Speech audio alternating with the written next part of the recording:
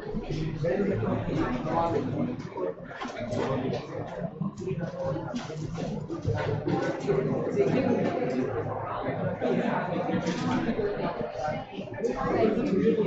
दोस्तों, ये बताओ, नोट्स मिल गए ना? बोलो मजा आ गया सर? मजा आ गया। और जो तुम कह रहे थे सर हैंड रिटन भी, वही मैं तुम्हें दे दिए है ना?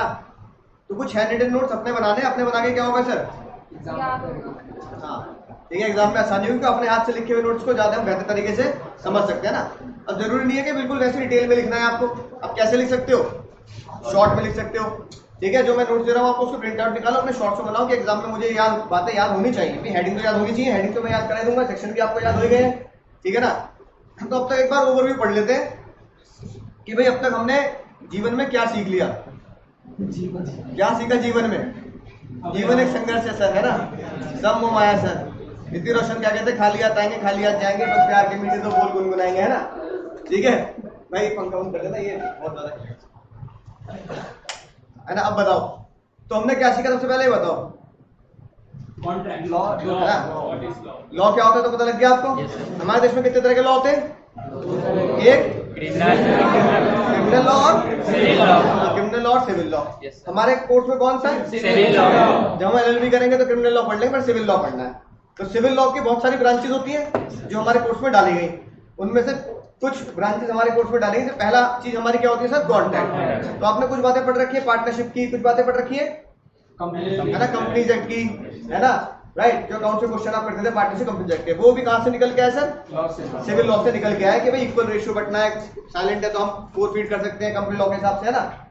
फिर हमने जो बचपन से लेकर 55 तक आज तक किया, जिसने हमें किसी ने बताया नहीं, क्या डील की है। और डील जो हमने डील की है ना, दिल की डील, स्नैपडील की डील, है ना, राइट। जितनी भी हमने डील की है जीवन में सामान खरीदने की, चाहे एक टॉफी से लेकर मोबाइल तक, जो भी आपने डील की उन सभी को क्या बोला जाता है? उन सभी को कानूनी भाषा में बोला जाता है कॉन्ट्रैक्ट, ठीक है ना। तो कॉन्ट्रैक्ट की मैंने आपको दिखा दिया कॉन्ट्रैक्ट कैसे किया जाता है।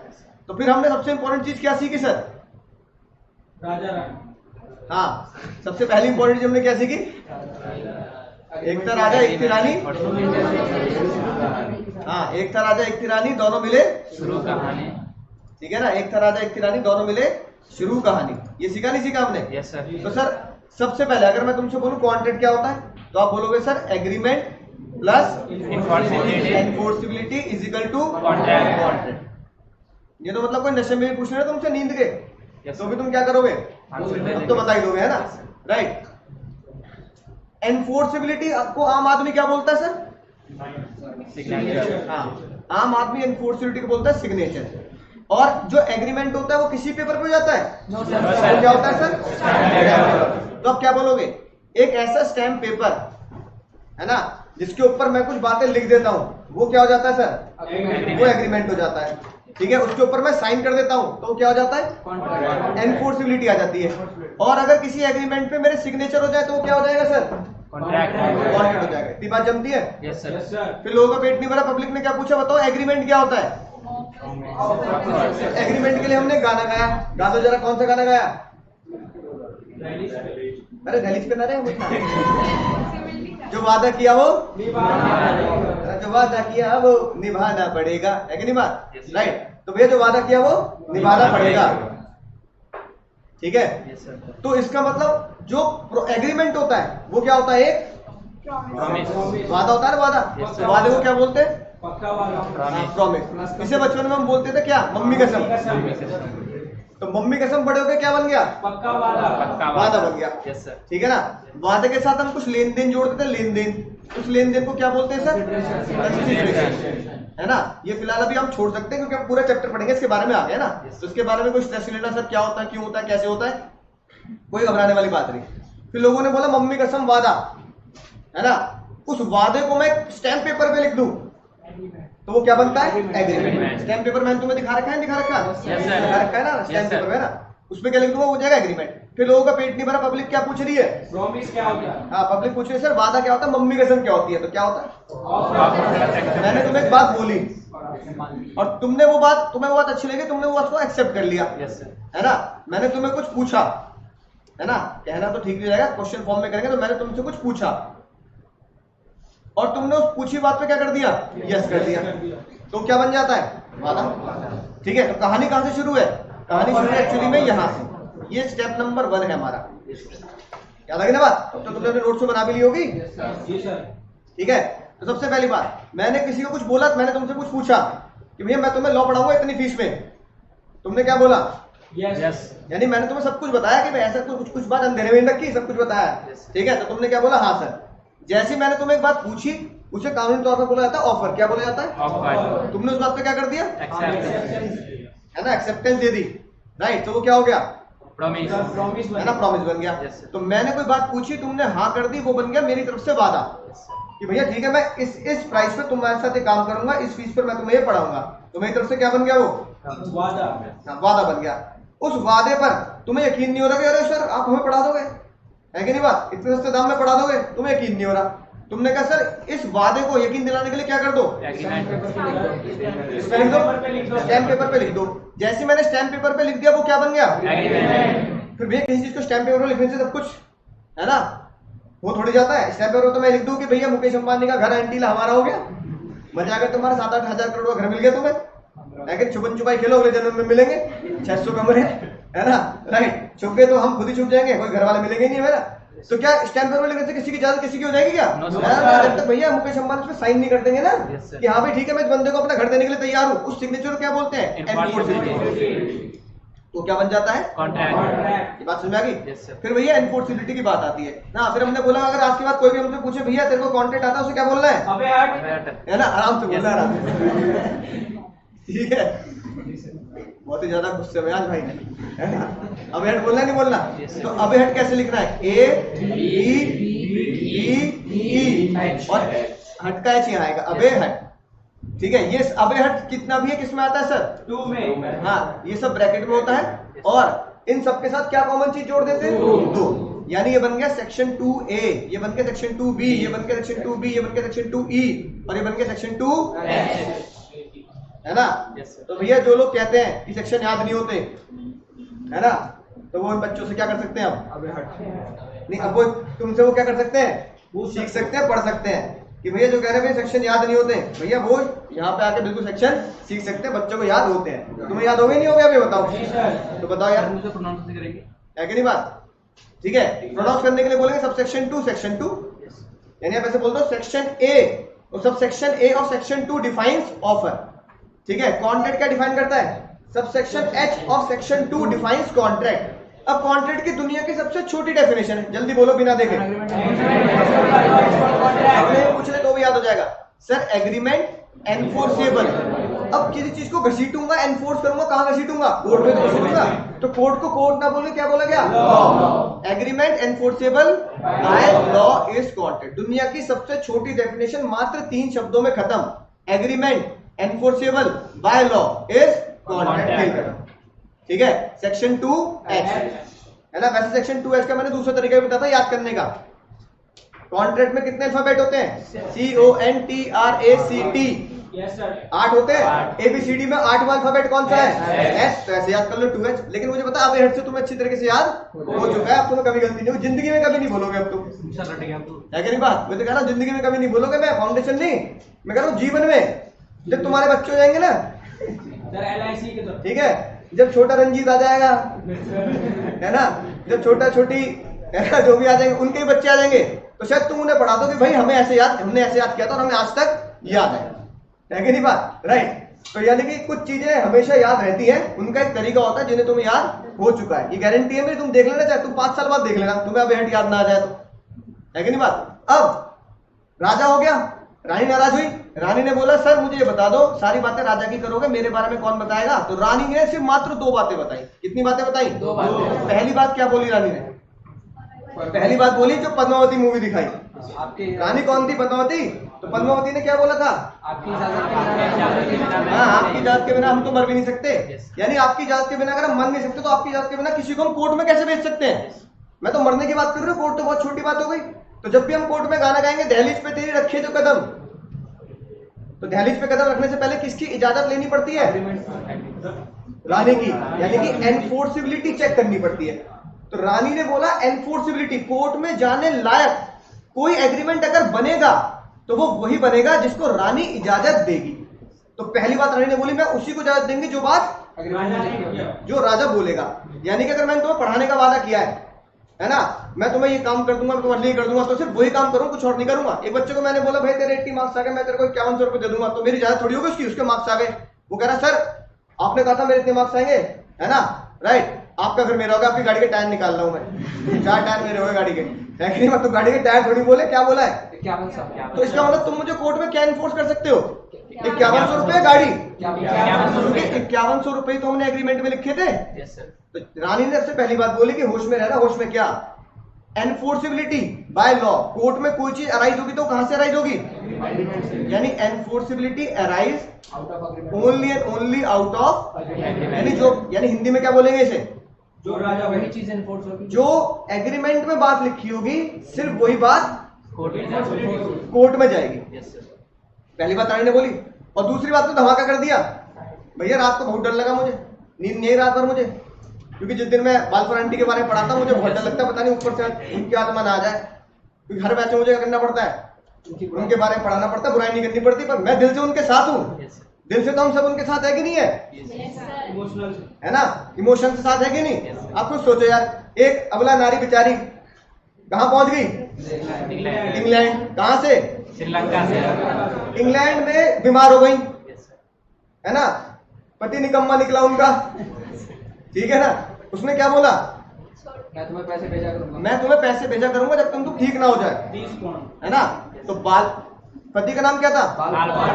आंटी जी का भी नाम क्या था? मिसेस बालफर। अब आंटी जी का रियल नाम मुझे भी नहीं पता है ना, वो बहुत डिटेलिंग में जाना पड़ेगा, कोर्ट के बिल्कुल कागजात खोल के, तो इतना डिटेल में जाने का फायदा नहीं ना। तो मिसेस बालफर, मिस्टर बालफर, बालफर अंकल ने बालफर आंटी को वादा कर दिया कि जब तू वहां रहेगी ना, जब तक मैं तुझे 30 पाउंड भेजा करूंगा। जमाने में 30 पाउंड बहुत हुआ करते थे, है ना, राइट। अब भैया पॉकेट मनी, पिन मनी भेजेगी, तुम्हारे दवाई के खर्चे, रहने के खर्चे, होटल खर्चे निकलते रहेंगे। अंकल जी ने बाद में पैसे देने भेजे या नहीं भेजे? अंकल जी ने बेईमानी कर ली। अंकल जी ने क्या किया?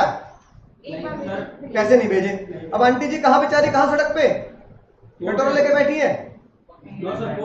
कहाँ बैठी है? इंग्लैंड में बैठी है ना। उन्होंने सोचा कि जितनी सेविंग है खत्म हो जाए, इससे बढ़िया क्या करूं, हक की लड़ाई लड़ती हूँ।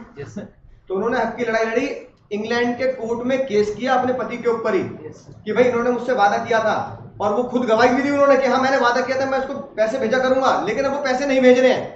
तो मेरे पति से बोलो, या तो मुझे यहाँ से इंग्लैंड से वापस लेके जाए, या मेरा खर्चा पानी उठाए, या मुझे यहाँ पैसे भेजे मेरी रोजी रोटी के लिए और मेरी बीमारी के इलाज के लिए।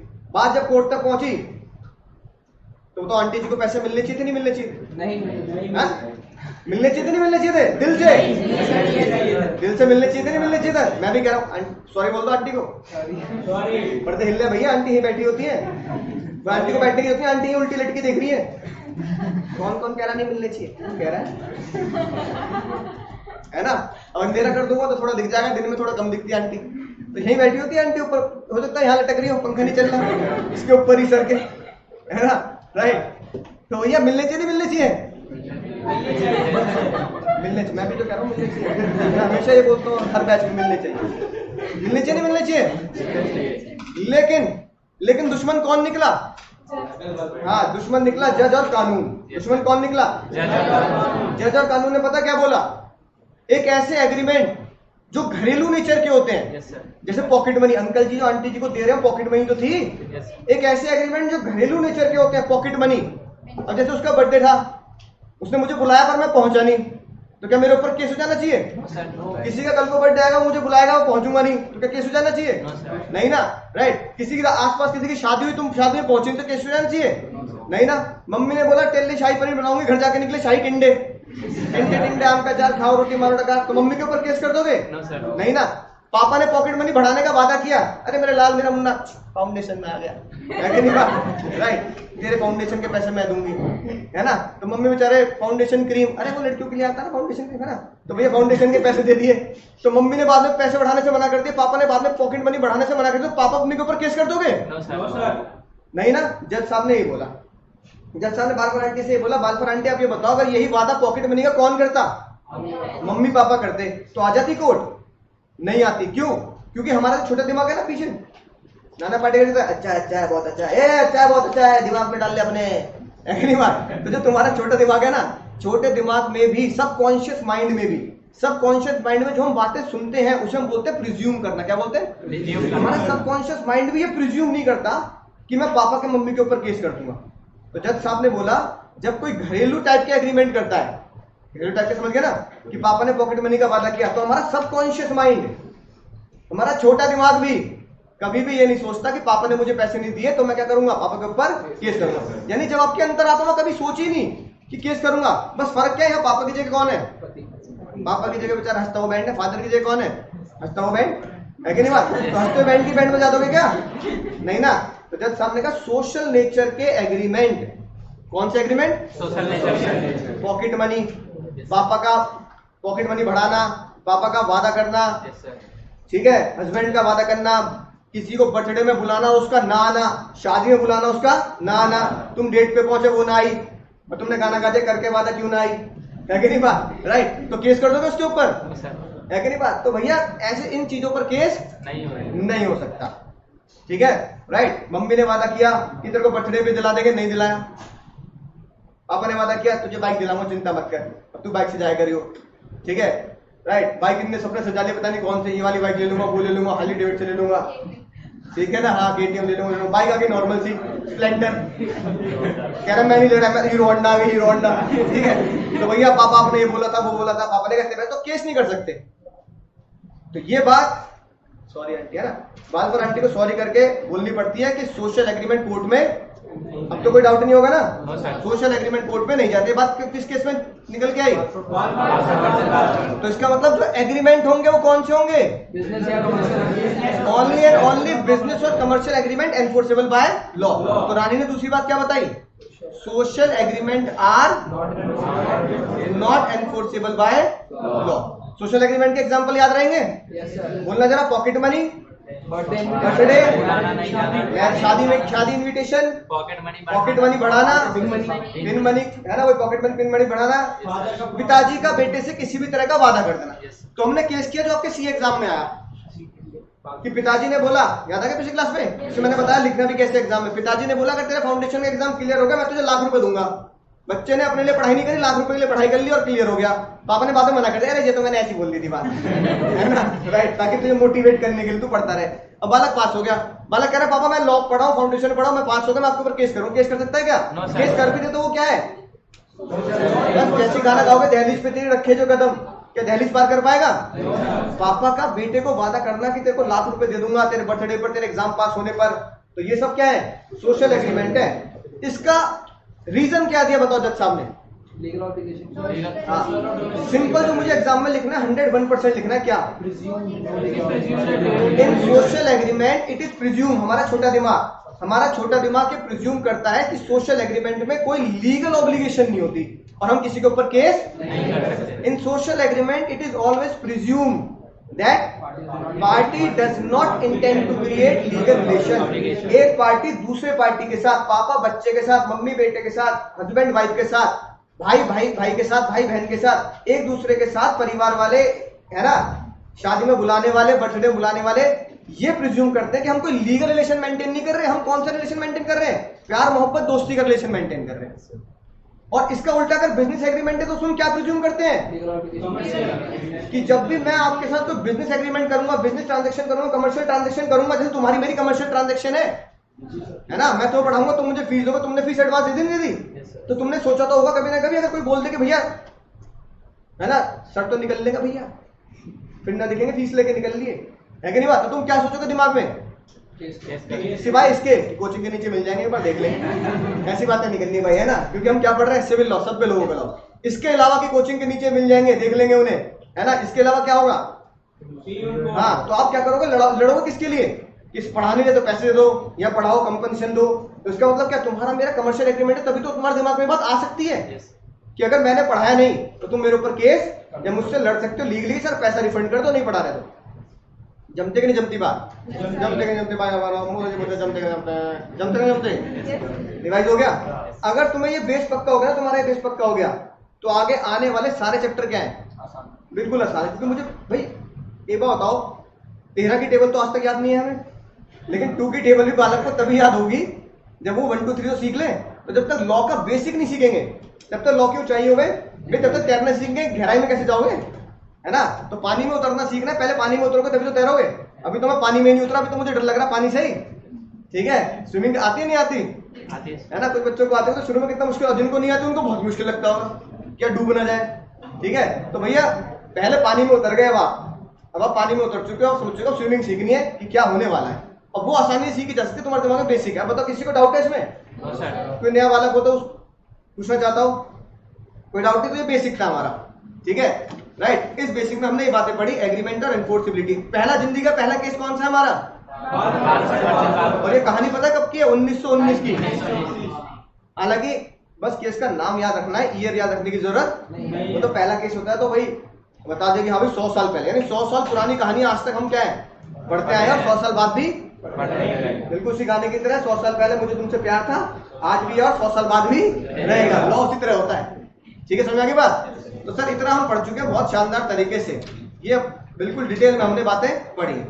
आज सर क्या पढ़ना है, आज पढ़ना है सर हमें कि जब हम कोई भी कॉन्ट्रैक्ट करेंगे, तो उसके लिए सलमान खान की तरह क्या करना पड़ेगा, 10 का दम लगाना पड़ेगा। क्या लगाना पड़ेगा, 10 का दम, है ना। सीधा था ना पहले 10 का दम, इतने प्रतिशत भारतीय है कि नहीं बात, राइट। अब पता नहीं आला तो 10 का दम पहले आता था, वो 10 का दम लगाना पड़ेगा। सेक्शन का नाम क्या है,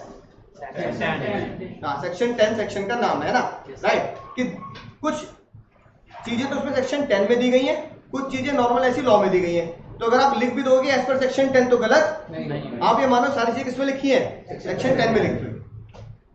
सबसे पहली बात एक एक करके पढ़ते हैं सेक्शन 10 की बातें।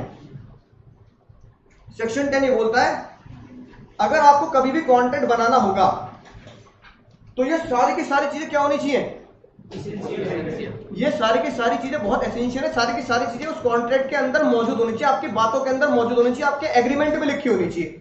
एग्रीमेंट में ना लिखी हो तो आपको पता होना चाहिए कि हाँ भाई ये सारी चीजें मौजूद हैं, यानी कि सारे के सारे पॉइंट इसमें सर क्या लगा रहा हूं मैं, प्लस में है, प्लस में बोले तो यानी कि सारे के सारे पॉइंट एक साथ हैं।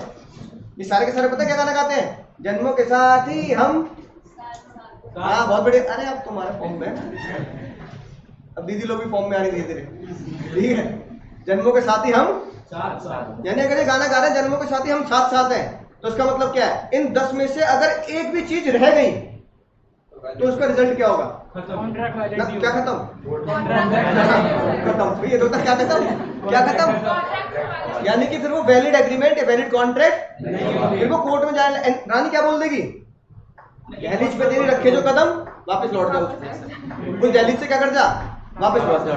यानी अगर तुम्हें कोर्ट की दहलीज पार करनी है तो रानी को ये आश्वासन देना पड़ेगा कि पद्मावती रानी साहिबा ये 10 की 10 चीजें मैं इस एग्रीमेंट में लेके घूम रहा हूं, ना यकीन हो तो चेक कर लो, है कि नहीं बात। यानी कि अगर रानी कहती है कि तुम्हें कोर्ट की दहलीज पार कराऊंगी, ठीक है, और उसी बात को पार कराऊंगी जो किसमें लिखी है, एग्रीमेंट में लिखी है, तो रानी को साथ में यह बताना पड़ेगा कि जो मैंने एग्रीमेंट में बातें लिखी है वो 10 की 10 बातें पूरी हैं। अगर ये 10 बातें पूरी हैं तो आप कोर्ट की दहलीज पार कर पाएंगे, वरना वापस लौट जाएंगे, है ना। यानी किसी भी कॉन्ट्रैक्ट को बनाने के लिए, किसी भी कॉन्ट्रैक्ट को वैलिड बनाने के लिए ये सारी की सारी चीजें क्या है, जरूरी है ना। जैसे कबीर सिंह कहता है ना, कैसे हुआ तो उतना जरूरी कैसे हुआ, है कि नहीं बात, इंजेक्शन लगा के जरूरी हुआ, राइट। तो भैया ऐसे ही कॉन्ट्रैक्ट के लिए क्या चीजें जरूरी है, तो कबीर सिंह के लिए प्रीति जरूरी है, मैम ने सुन ले बात, है ना। कैसा करता मेरे बारे में क्यों बोलता, तो कबीर सिंह के लिए जैसे प्रीति जरूरी है, ऐसे कॉन्ट्रैक्ट के लिए ये धारा 10 सेक्शन 10 जरूरी है, और 10 की 10 बातें क्या है, 10 की 8-10 जो भी बातें हैं वो सारी की सारी जरूरी है। अब बताओ 10 के लिए, सेक्शन 10 के लिए सबसे पहला धारा, अभी इतना समझ में आ गई, सारी की सारी चीजें क्या होनी चाहिए, यानी इसमें से एक बात ध्यान रखना, बिल्कुल पोलियो ड्रॉप की तरह है, एक भी बच्चा छूटा सुरक्षा का चक्र टूटा। अरे भैया, अरे बच्चन साहब को भूल गए, बच्चन साहब हर रोज आते हैं, क्या बोलते हैं, एक भी बच्चा छूटा सुरक्षा का चक्र टूटा। एक भी बच्चा ना छूट पाए, पोलियो ड्रॉप शनिवार को इतवार को जरूर पिलाएं, खुद भी पिए, है कि नहीं बात, राइट। तो भैया पोलियो ड्रॉप की तरह है, इनमें से एक भी बच्चा छूटा, तो कॉन्ट्रैक्ट बनने का चक्र तो समझ चुके होंगे। इसलिए जज साहब ने, इसलिए कानून बनाने वालों ने इसे एसेंशियल नाम दिया है कि ये मतलब ऐसे नहीं है टाइम पास के लिए, जरूरी है भाई ये। जैसे कबीर सिंह के लिए प्रीति जरूरी है ना, कैसे हुआ इतना जरूरी कैसे हो, उसे आज तक ना पता लगा कैसे जरूरी हो गए। ऐसे ही तुम्हें पता लग गया लॉ में लिखे कि कॉन्ट्रैक्ट के लिए क्या जरूरी है। धारा 10 की 10 बातें जरूरी हैं।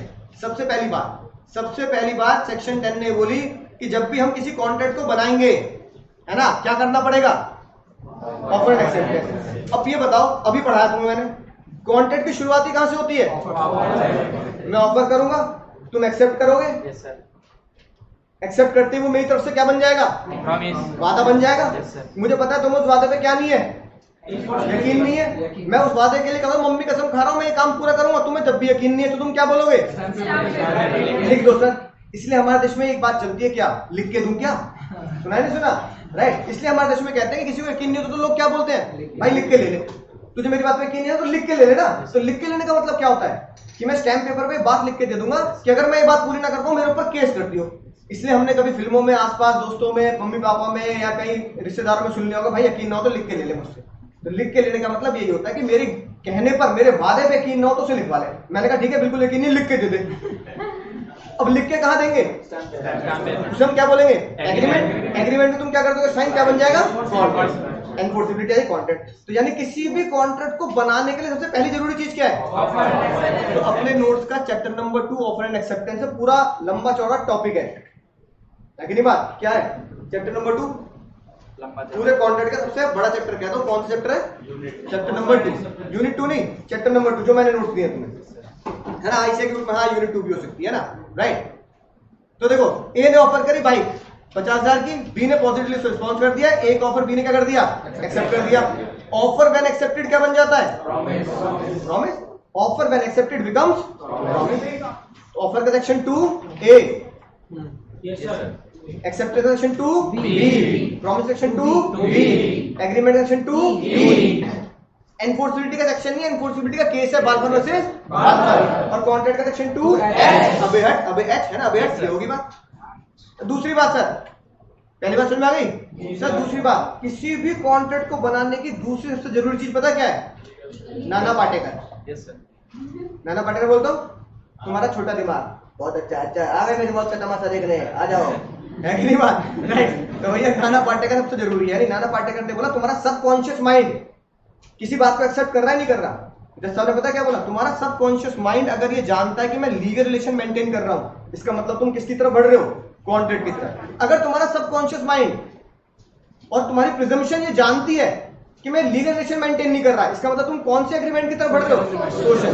बताओ तुम्हारा सबकॉन्शियस माइंड क्या प्रिज्यूम करता है, लीगल। अगर कोई बर्थडे पार्टी का, पॉकेट मनी का, पापा ने बेटे को वादा कर दिया, बेटे ने पापा को वादा कर दिया, इस तरह का एग्रीमेंट किया है, तो तुम्हारा सबकॉन्शियस माइंड क्या प्रिज्यूम करता है, there is no legal relation, there is no legal relation. अगर कोई पार्टी, बर्थडे, पॉकेट मनी, इस तरह की अगर बात होती है तो याद आ गई बात। लेकिन अगर तुम्हारा कोई बिजनेस का वादा है, कमर्शियल वादा है, दुकानदार से सामान खरीदने बेचने का वादा है ना, तुमने रजिस्टर खरीदा, तुमने मोबाइल खरीदा, तुमने कैलकुलेटर खरीदा, ठीक है, तुमने घड़ी खरीदी, तुमने कपड़े खरीदे, तुमने चश्मा खरीदा, कुछ भी खरीदा, चाहे छोटी से छोटी चीज खरीदी, पेंसिल खरीदी 1 रुपए की, है ना, तो कानून कहता है पैसा मैटर नहीं करता, वो चाहे 50 पैसे हो, चाहे 1 रुपया हो, चाहे 1 लाख रुपया, 1 करोड़ रुपया हो, इट डजंट मैटर। मैटर क्या करता है कि तुम्हारा कॉन्शियस माइंड क्या प्रिज्यूम कर रहा है। अगर तुम्हारा कॉन्शियस माइंड प्रिज्यूम कर रहा है कि तुम क्या मेंटेन कर रहे हो, लीगल रिलेशन, राइट, इसका मतलब तुमने कौन सी बात पूरी कर दी, तुमने एसेंशियल ऑफ कॉन्ट्रैक्ट की दूसरी बात पूरी कर दी। अब ये बताओ, ये पढ़ के देखो, अगर तुमने किसी को, ए ने बी को डिनर पे बुलाया, है ना, सामने वाले बंदे ने एक्सेप्ट भी कर लिया इनविटेशन कि जमाने से लड़के आऊंगी मैं क़यामत के दिन तक, है कि नहीं बात, राइट। और बी भैया जिसको बुलाया वो नहीं पहुंची या नहीं पहुंचा, तो क्या केस कर देगा, बताना क्यों नहीं कर सकता, सर वही बात है, बस नाम बदल गया, सोशल एग्रीमेंट का नाम बदल गया डिनर, है कि नहीं बात, राइट। पार्टी, शादी, बर्थडे, ठीक है ना, खाने पे बुलाना, पॉकेट मनी, इन सब के नाम बदल गए, पर तुम जानते हो क्या है, ये सारी बातें क्या है, घरेलू टाइप की बातें, मतलब आपसदारी प्यार मोहब्बत की बातें हैं, इसमें केस नहीं कर सकते आप, चाहे सामने वाले ने कितना ही रुपए खर्च कर दियो, है ना, चाहे सामने वाले ने उसको लाख रुपए खर्च कर दियो बर्थडे बनाने में, और इसका बर्थडे वही ना आए, तो पिताजी तुम्हें कूटेंगे तो जरूर, जिसने बुलाया वो कूटेगा तो जरूर, लेकिन केस नहीं कर सकते, उसमें क्या ऑब्लिगेशन नहीं है, लीगल रिलेशन की ऑब्लिगेशन नहीं है। ठीक है, समझ गए ना बात? राइट। तो देखो ये लिखी है बात, ध्यान से पढ़ना, क्या लिखी है, इन केस ऑफ कमर्शियल और business agreement the usual presumption is that parties intend to create legal relation, कि पार्टी कौन से रिलेशन में आना चाहती है, प्यार मोहब्बत के रिलेशन में नहीं, है कि नहीं, किसके रिलेशन में, लीगल रिलेशन। जैसे वो है ना सीरियल, ये रिश्ता क्या कहलाता है, ये रिश्ता क्या कहलाता है, लीगल रिश्ता कहलाता है। अच्छा, उस सीरियल में क्या कहलाता है किसी को नहीं पता आज तक, है कि नहीं बात? वो 10 साल पहले भी उन दोनों को नहीं पता था, दुनिया को भी नहीं पता रिश्ता क्या कहलाता है, लेकिन आज आपको पता लग गया रिश्ता क्या कहलाता है। रिश्ते से 2 ही तरह के होंगे, कितने तरह के, 2 तरह के, पहला लीगल रिश्ता, या दूसरा प्यार मोहब्बत, यानी डोमेस्टिक या सोशल रिश्ता। अगर रिश्ता सोशल है, प्यार मोहब्बत का है, तो कोर्ट जाना बेकार है, क्योंकि बालफर आंटी बालफर वर्सेस बालफर में बात साबित हो चुकी है, कोर्ट जाना बेकार है, क्योंकि सोशल घरेलू रिश्ते वैसे ही जज खुद कह रहा है मैं खुद ना सुलझा पा रहा तेरे कहां सुलझा दूं, या मुझे कुछ जेली की रोटी मिल रही है ना। मुझे भी चला। अब एक जज दूसरे से क्या बोल रहा है, एक जज दूसरे से बोल रहा था भाई कल रात मेरी बीवी ने इतनी कड़क रोटी बनाई, इतनी कड़क रोटी बनाई ना, दांत टूट गया मेरा, दांत टूट गया। दूसरा जज कह रहा है भाई तुम मना करता ना, इतनी कड़क रोटी मैं नहीं खा रहा, वो कह रहा मना करता तभी दांत टूटा है। यहाँ घरेलू हिंसा हो गई कि आंटी जी ने रोटी जला दी, आंटी जी ने हस्बैंड जला दिया, उसके दांत तोड़ दिए, तो बताओ यार ये कोर्ट में जा सकती है बातें कि रोटी जला दी, दाल जला दी, मेरा दांत जला दिया, मतलब जा सकती है कोर्ट में बातें ना, जब तक कि ये आईपीसी में क्रिमिनल लॉ में प्रूफ ना हो जाए क्रिमिनल एक्टिविटी है, तब तक कॉन्ट्रेक्ट कहता है भाई क्या बातें, क्या बातें, घरेलू बातें, रोटी जला दी, दाल जला दी, घरेलू बातें, ये सुलझाऊंगा मैं कोर्ट में आके, ठीक है। और सोचो अगर घरेलू एग्रीमेंट कोर्ट में जाने लायक होते तो वैसे अक्षय कुमार क्या बोल गया था हमारे देश में, हाँ 3 करोड़ से ज्यादा कोर्ट केस पेंडिंग है और जज 21,000, तो 3 करोड़ कोर्ट में केस पेंडिंग है, दादाजी ने केस किया, पोता बेचारा कोर्ट की हियरिंग में जा रहा है, तो घरेलू एग्रीमेंट और कोर्ट में ले जाओ तो क्या हो जाएगा, वो भी नहीं होगा, दुनिया खत्म हो जाएगी फिर तो, है कि नहीं बात? तो उन्होंने कहा ना प्रिजम्पशन हम लीगल की करेंगे, समझ गए सर? 2 बातें हमें समझ में आ गई, ठीक है। अब अगली बात आती है सर क्या आप किसी लायक हैं या नहीं है, ठीक है। अब वैसे तो घर वालों की नजरों में हम क्या है, हमेशा नालायक ही है, ठीक है। लेकिन अब मान लो आपने 12th में कुछ भी कर लिया हो, 10th 11th 12th बचपन से कैसा भी रिजल्ट रहा हो, अच्छा रहा हो बुरा रहा हो, ठीक है, वो बचपना समझ के चलो, आपके घर वालों ने डांटा कुछ भी किया, लेकिन अब ये वक्त आ चुका है भाई अपने आप को क्या साबित करना पड़ेगा, लायक। हाँ, अपने आप को किसी चीज के लायक तो साबित करना पड़ेगा। अगर आप साबित नहीं कर पाए तो फिर जिंदगी, एक बात ध्यान रखना, जिंदगी मौके कम और धोखे ज्यादा देती है कि नहीं बात? क्योंकि जिंदगी में एक बड़ी खतरनाक चीज है, there is nothing like time travel. Time travel Hollywood की फिल्में बना देती हैं कि टाइम ट्रेवल पे आपने बहुत पिक्चर देखी होंगी, कुछ समझ भी नहीं आई होंगी, कुछ मुझे भी समझ में नहीं आई, इंटरस्टेलर टाइप की, है ना, राइट।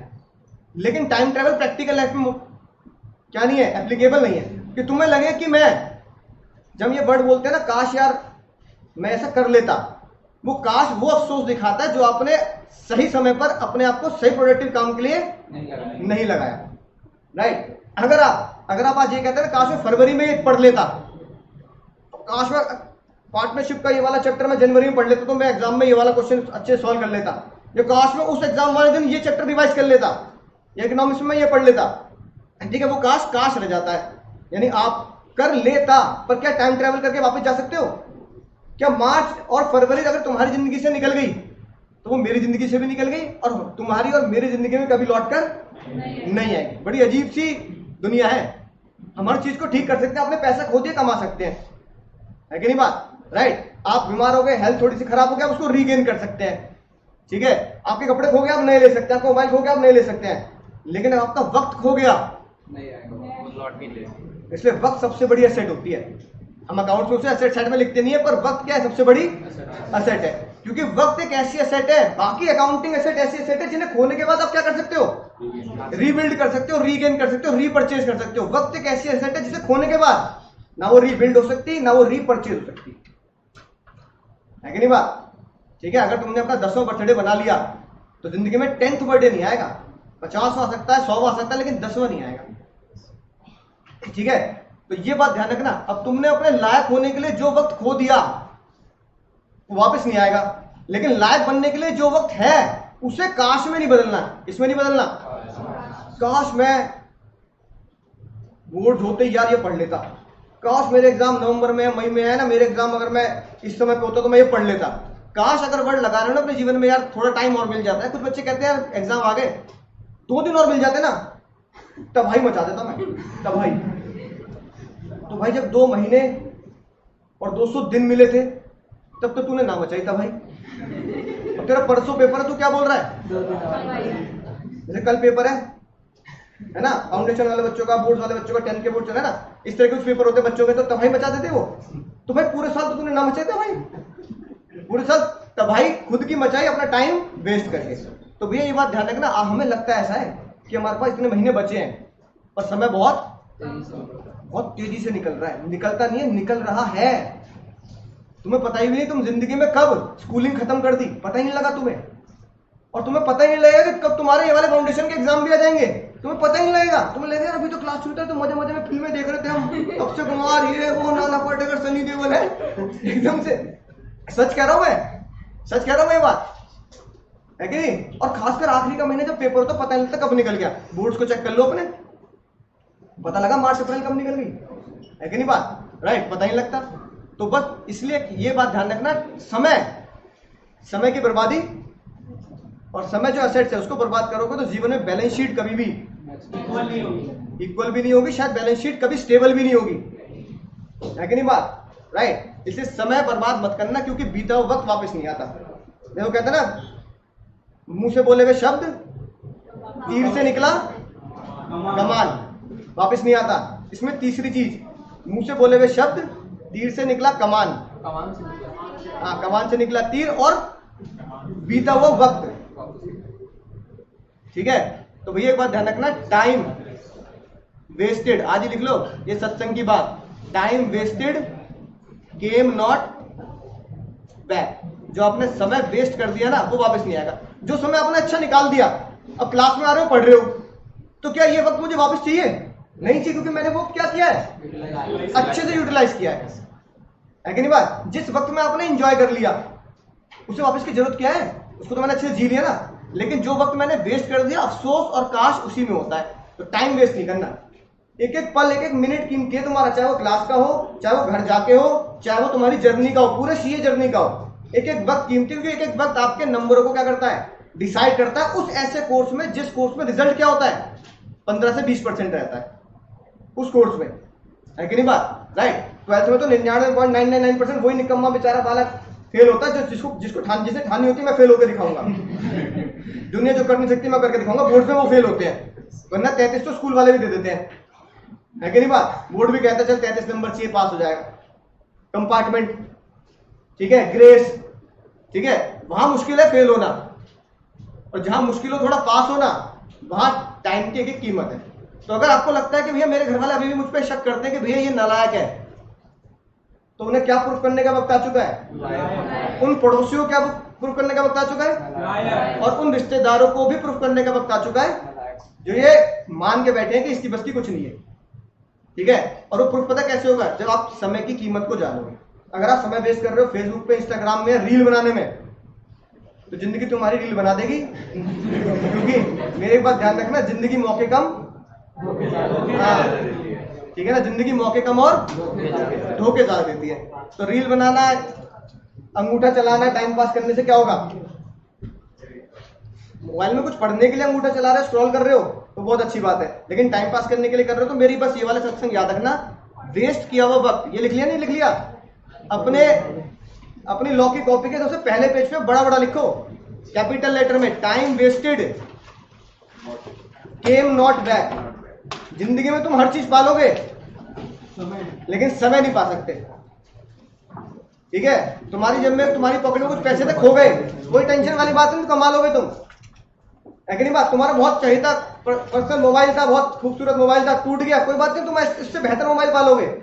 तुम्हारे पास बाइक की पापा ने नहीं दिलाई, क्या तुम चाहते थे कार बाइक मिल जाए? तुम उससे बेहतर कार खरीद लोगे, उससे बेहतर बाइक खरीद लोगे, लेकिन वक्त नहीं खरीद सकते और ना वक्त पा सकते। तो ये लिख लेना, time wasted can not back. लिख लिया, बड़ा बड़ा लिख, बड़ा बड़ा। ये क्या, ये तो मुझे नहीं दिख रहा, खुद को नहीं दिखेगा। पहले पेज पर नहीं, उसी पेज पर यहाँ पे लिखो, इतना बड़ा बड़ा जितना मैंने लिखा है ये। हाँ तो लिखो, लिख यहाँ पे लिख, हाँ ऐसे इतना बड़ा तो लिख, हाँ इतना फॉन्ट पे लिखना पड़ेगा। चलो सत्संग समाप्त करें। सत्संग समाप्त करते हैं, प्रसाद ले लो। प्रसाद पे आते हैं। तो भैया लायक होने की बात आई तो इसलिए सत्संग करना पड़ा मुझे। अब जैसे तुम लायक और नालायक हो, ऐसी कॉन्ट्रैक्ट में जज साहब बोलते हैं कौन सी चीज लायक है कॉन्ट्रैक्ट करने के लिए। ठीक है, सबसे पहली बात, वो ही बंदा लायक है कॉन्ट्रैक्ट करने के जो जिसकी उम्र कितनी होगी, यानी 18 से नीचे वाला हमेशा क्या है, माइनर है और नालायक है। यानी 18 से नीचे वाले को हम क्या बोलते हैं, माइनर, और वो कॉन्ट्रैक्ट करने के लायक। यानी इसका मतलब क्या, अगर किसी बच्चे के साथ अगर आप कॉन्ट्रैक्ट करेंगे, किसी बच्चे के साथ अगर आप कॉन्ट्रैक्ट नहीं कॉन्ट्रैक्ट, किसी बच्चे के साथ अगर आप कॉन्ट्रैक्ट करेंगे तो क्या होगा, वो हाँ वॉइड बोले तो यूजलेस, बेकार। जब सामने बोल दिया भैया उस 10 एलिमेंट में से एक एलिमेंट भी अगर छूटा, एक भी बच्चा छूटा, सुरक्षा का चक्र टूटा, एक भी बच्चा छूटा, कॉन्ट्रैक्ट क्या हो जाएगा, बेकार हो गए। तो बच्चे के साथ कॉन्ट्रैक्ट करोगे वॉइड है। यानी इतनी बात तो समझ में आएगी, किसी बालक के साथ कॉन्ट्रैक्ट करना बेकार। पढ़ेंगे, चिंता मत करो, पार्टनरशिप एक्ट पढ़ेंगे हम। माइनर एंटर होता है पर वो कॉन्ट्रैक्ट नहीं करता, वो बेनिफिशियरी के लिए होता है। क्या, अच्छा बताओ, क्या पार्टनरशिप में बच्चा लॉस झेलता है? यही तो बोल रहे हैं अच्छा, कि जब वो कॉन्ट्रैक्ट में नहीं आएगा तो वो लॉस नहीं झेलेगा, ना उसको प्रॉफिट मिल रहा कुछ। उसे तो हम क्या कर रहे हैं, बेनिफिट्स के लिए उसको एंटर कर रहे हैं, जैसे उसकी पॉकेट मनी, उसकी स्कूल की फीस दे दी है कि नहीं। बात पढ़ेंगे हम पार्टनरशिप में भी ये बात, कि बच्चे के साथ की एग्रीमेंट क्या होते हैं, बेकार होते हैं। तो ये बात तुम्हें आज समझ में आ गई, बच्चा पार्टनरशिप में अगर कोई एग्रीमेंट करता तो एग्रीमेंट ही क्या है, बेकार। इसका मतलब बच्चा कभी पार्टनर नहीं होता, बच्चा बेनिफिशियरी होता है बस। ठीक है, समझ में आ गई। दूसरा, अगर तुमने मुन्ना भाई के साथ एग्रीमेंट किया, समझ गए, जिसके दिमाग में क्या है, केमिकल लोचा, जिसे गांधी जी दिख रहे हैं, जैसे मुन्ना भाई को गांधी जी दिख रहे हैं, इसे सोनिया गांधी दिखती है ना, उस बहन को राहुल गांधी दिख रहे हैं। तो भैया जिन्हें गांधी परिवार दिखता है तो क्या वो सच में है ऐसा? नहीं, इल्यूजन। क्या है? इल्यूजन है। तो यह तुम्हारे दिमाग में पता क्या है, केमिकल लोचा है। तुम्हें कानूनी भाषा में बोलता है अनसाउंड माइंड। क्या बोला जाता है? यानी कॉन्ट्रैक्ट करने के लिए तुम्हारा माइंड क्या होना चाहिए, साउंड माइंड होना चाहिए। अगर तुम अनसाउंड माइंड हो, तुम्हारे साथ अगर कोई गलती से भी मुन्ना भाई के साथ कॉन्ट्रैक्ट कर ले तो वो एग्रीमेंट क्या होगा, वॉइड होगा। तो इतनी बात समझ में आ गई, बच्चे के साथ की एग्रीमेंट वॉइड बोले तो बेकार, किसी अनसाउंड माइंड व्यक्ति के साथ किए हुए एग्रीमेंट क्या होंगे, वॉइड होंगे। और कुछ लोग ऐसे हैं जिन्हें लॉ ने बोल रखा है, इनके साथ तो हमने पहले ही मना कर रखा है कि भैया कॉन्ट्रैक्ट क्या है, एग्रीमेंट क्या है, वॉइड। जैसे कि कैदी जेल में, अगर कोई कैदी है और वो जेल में है तो अबे वो तो सजा काट रहा है पहले अपनी, उसका थोड़ी एग्रीमेंट कर लोगे। तो जज साहब ने कहा कुछ चीजों को हमने कह रखा है, इन लोग ये तो पहले से ही लायक नहीं है। तो हम इस चैप्टर के अंदर पढ़ेंगे, हमारा चैप्टर नंबर 4 है ना, मेरे नोट से चैप्टर नंबर 4 है। यानी कि जो हम पढ़ने वाले हैं ना, जो मैं तुम्हें बेसिक बता रहा हूं, ये आने वाले अपने आप में 10 क्या है, चैप्टर्स हैं। ठीक है, अगली बात, तुमने एक शब्द सीखा था, प्रॉमिस के साथ हमने क्या लगाया था, कंसिडरेशन। तो भैया कंसिडरेशन का मतलब होता है हाँ, किसी चीज के बदले में कुछ मिलना, बदले में मिलना। और बदले में इंग्लिश में बोलते हैं समथिंग इन रिटर्न। ठीक है, तो लेन देन, यानी कि एक कॉन्ट्रैक्ट तभी वैलिड कॉन्ट्रैक्ट बनेगा जब उसमें लेन देन होगी। इसका मतलब कंसिडरेशन का मतलब क्या हुआ, कंसिडरेशन है तो वैलिड कॉन्ट्रैक्ट है। यानी कि अगर किसी भी हम बिना किसी कंसिडरेशन में कॉन्ट्रैक्ट करेंगे और फ्री में कॉन्ट्रैक्ट करेंगे या फ्री में एग्रीमेंट करेंगे तो वो वैलिड नहीं होगा, एनफोर्सेबिलिटी मना कर देगी। तुम्हारे मेरे बदले में देखो, ये बताओ, मैंने, तुमने मुझे फीस दी, फ्री में दे दी, बदले में क्या मिल रहा है, सर्विस मिल रही है, पढ़ाई मिल रही है, तो बदले में है कि नहीं है। यानी कि तुमने और मैंने एक ऐसा एग्रीमेंट किया इसमें कंसिडरेशन है। अब मेरी नजरों से सोच लो, मेरी नजरों से मैंने तुम्हें पढ़ाया, मुझे बदले में क्या मिल रहा है, फीस मिल रही नहीं मिल रही। इसका मतलब अगर दो पार्टी जो कॉन्ट्रैक्ट के अंदर एंटर हो रही हैं, उनको पहले अपने दिमाग से डिसाइड करना पड़ेगा मुझे बदले में क्या मिल रहा है।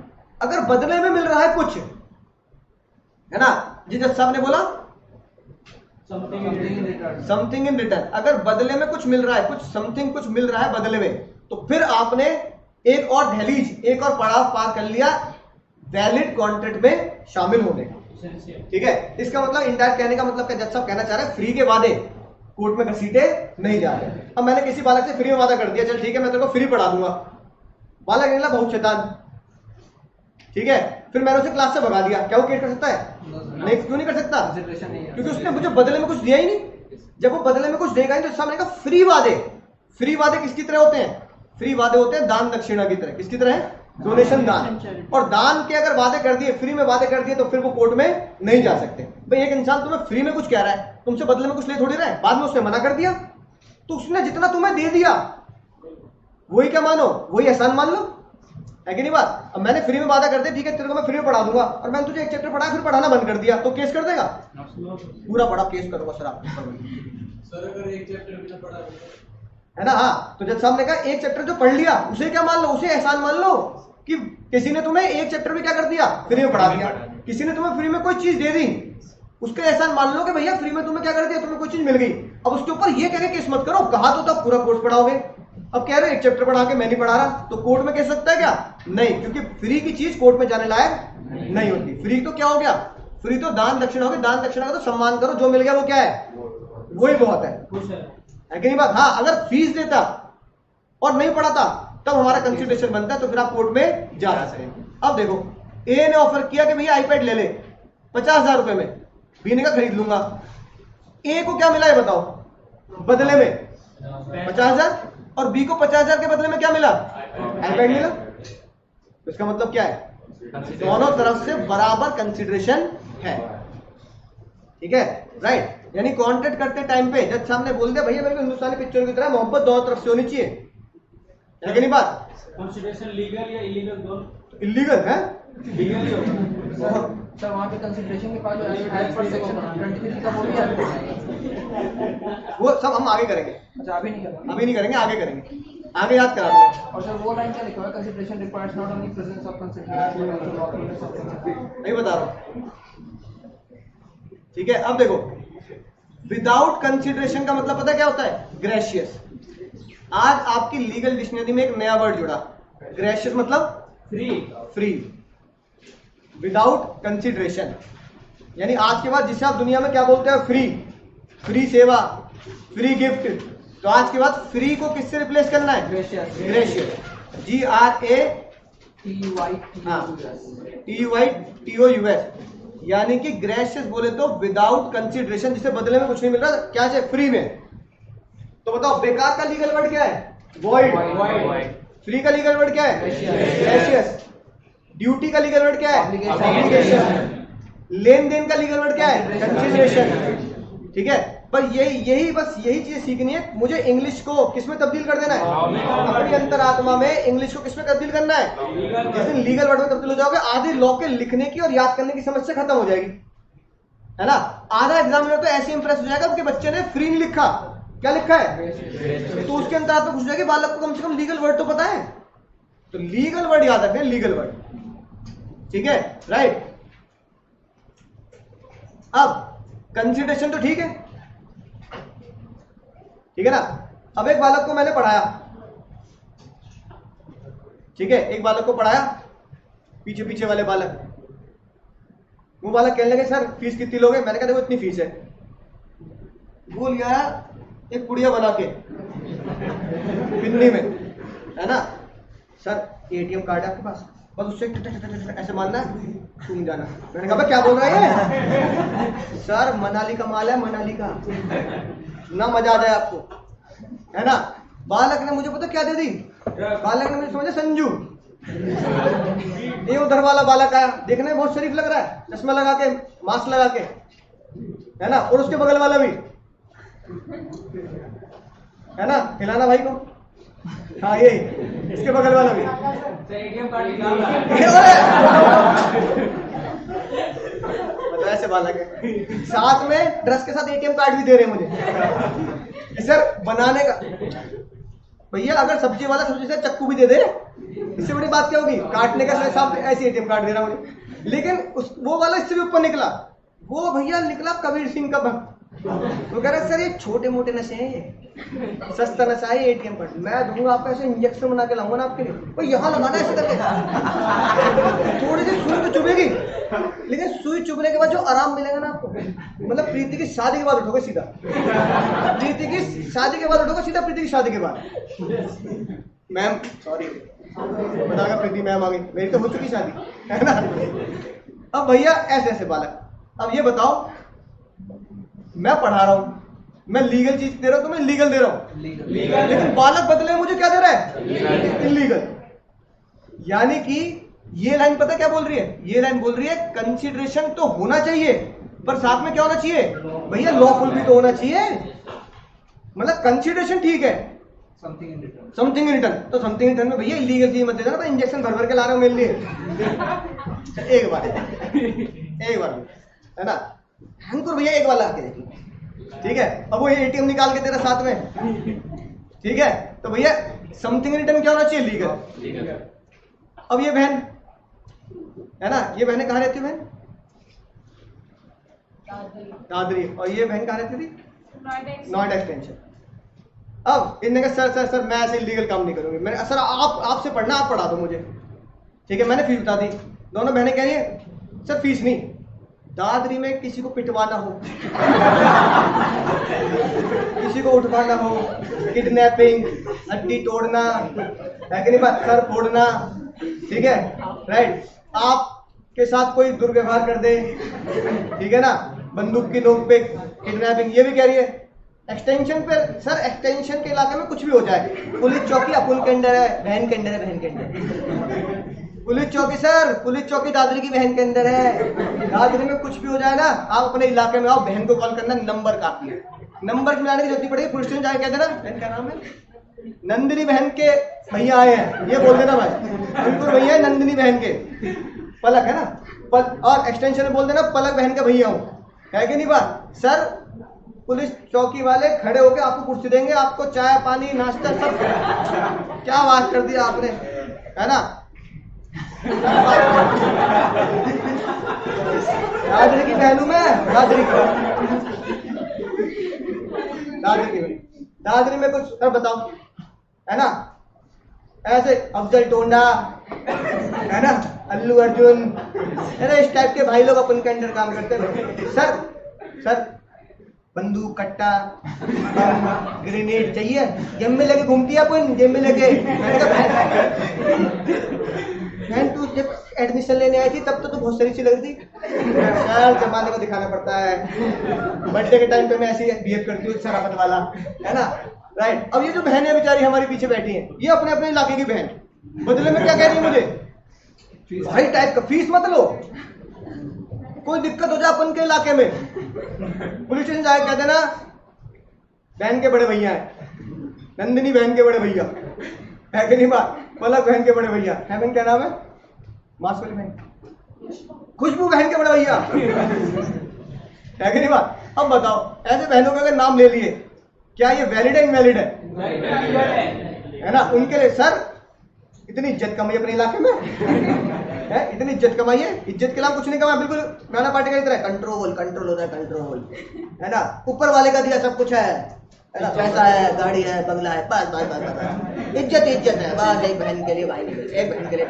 ऐसी, ऊपर वाले का दिया सब कुछ है। सर अब बताओ कंसिडरेशन मुझे दे रही, वैलिड कंसिडरेशन, इनवैलिड, सर ये लिखा है कंसिडरेशन ही काफी नहीं है, कंसिडरेशन का लॉफुल, इलीगल टाइप के मुझे ऑफर मत करना, ठीक है ना दीदी, सारी दीदी लोग इलीगल टाइप के ऑफर नहीं, यार ड्रग्स वाले भैया, ठीक है, सर मनाली का माल लाया हूँ, वो भी ओल्ड मनाली का, ना है ना, रोहतांग पास के नीचे एक जगह वहां मिलता है ना भाई, ऐसी बातें मत करना मेरे से। अब ये बताओ वैलिड है कि नहीं है, समझ गए। एक तो कंसिडरेशन होना चाहिए और दूसरा कंसिडरेशन लीगल होना चाहिए, तो इसलिए इस लाइन का मतलब समझ गए, consideration not only present, consideration होना चाहिए, खाली ये जरूरी नहीं है कि तुम मुझे बदले में कुछ दे रहे हो, पर कंसिडरेशन लीगल भी होना चाहिए, तो वैलिड कंसिडरेशन। चौथी बात समझ में आ गई, पूरा चैप्टर पढ़ेंगे अपन लोगों का, चैप्टर नंबर 3, यही तुम्हारे नोट्स में भेजे मैंने। तो बताओ कंसिडरेशन में क्या होगा, कंसिडरेशन मतलब समथिंग इन रिटर्न, और समथिंग इन रिटर्न मतलब वो समथिंग जो रिटर्न में मिलेगा वो क्या होना चाहिए? भैया लीगल होना चाहिए, बिल्कुल लीगल होना चाहिए।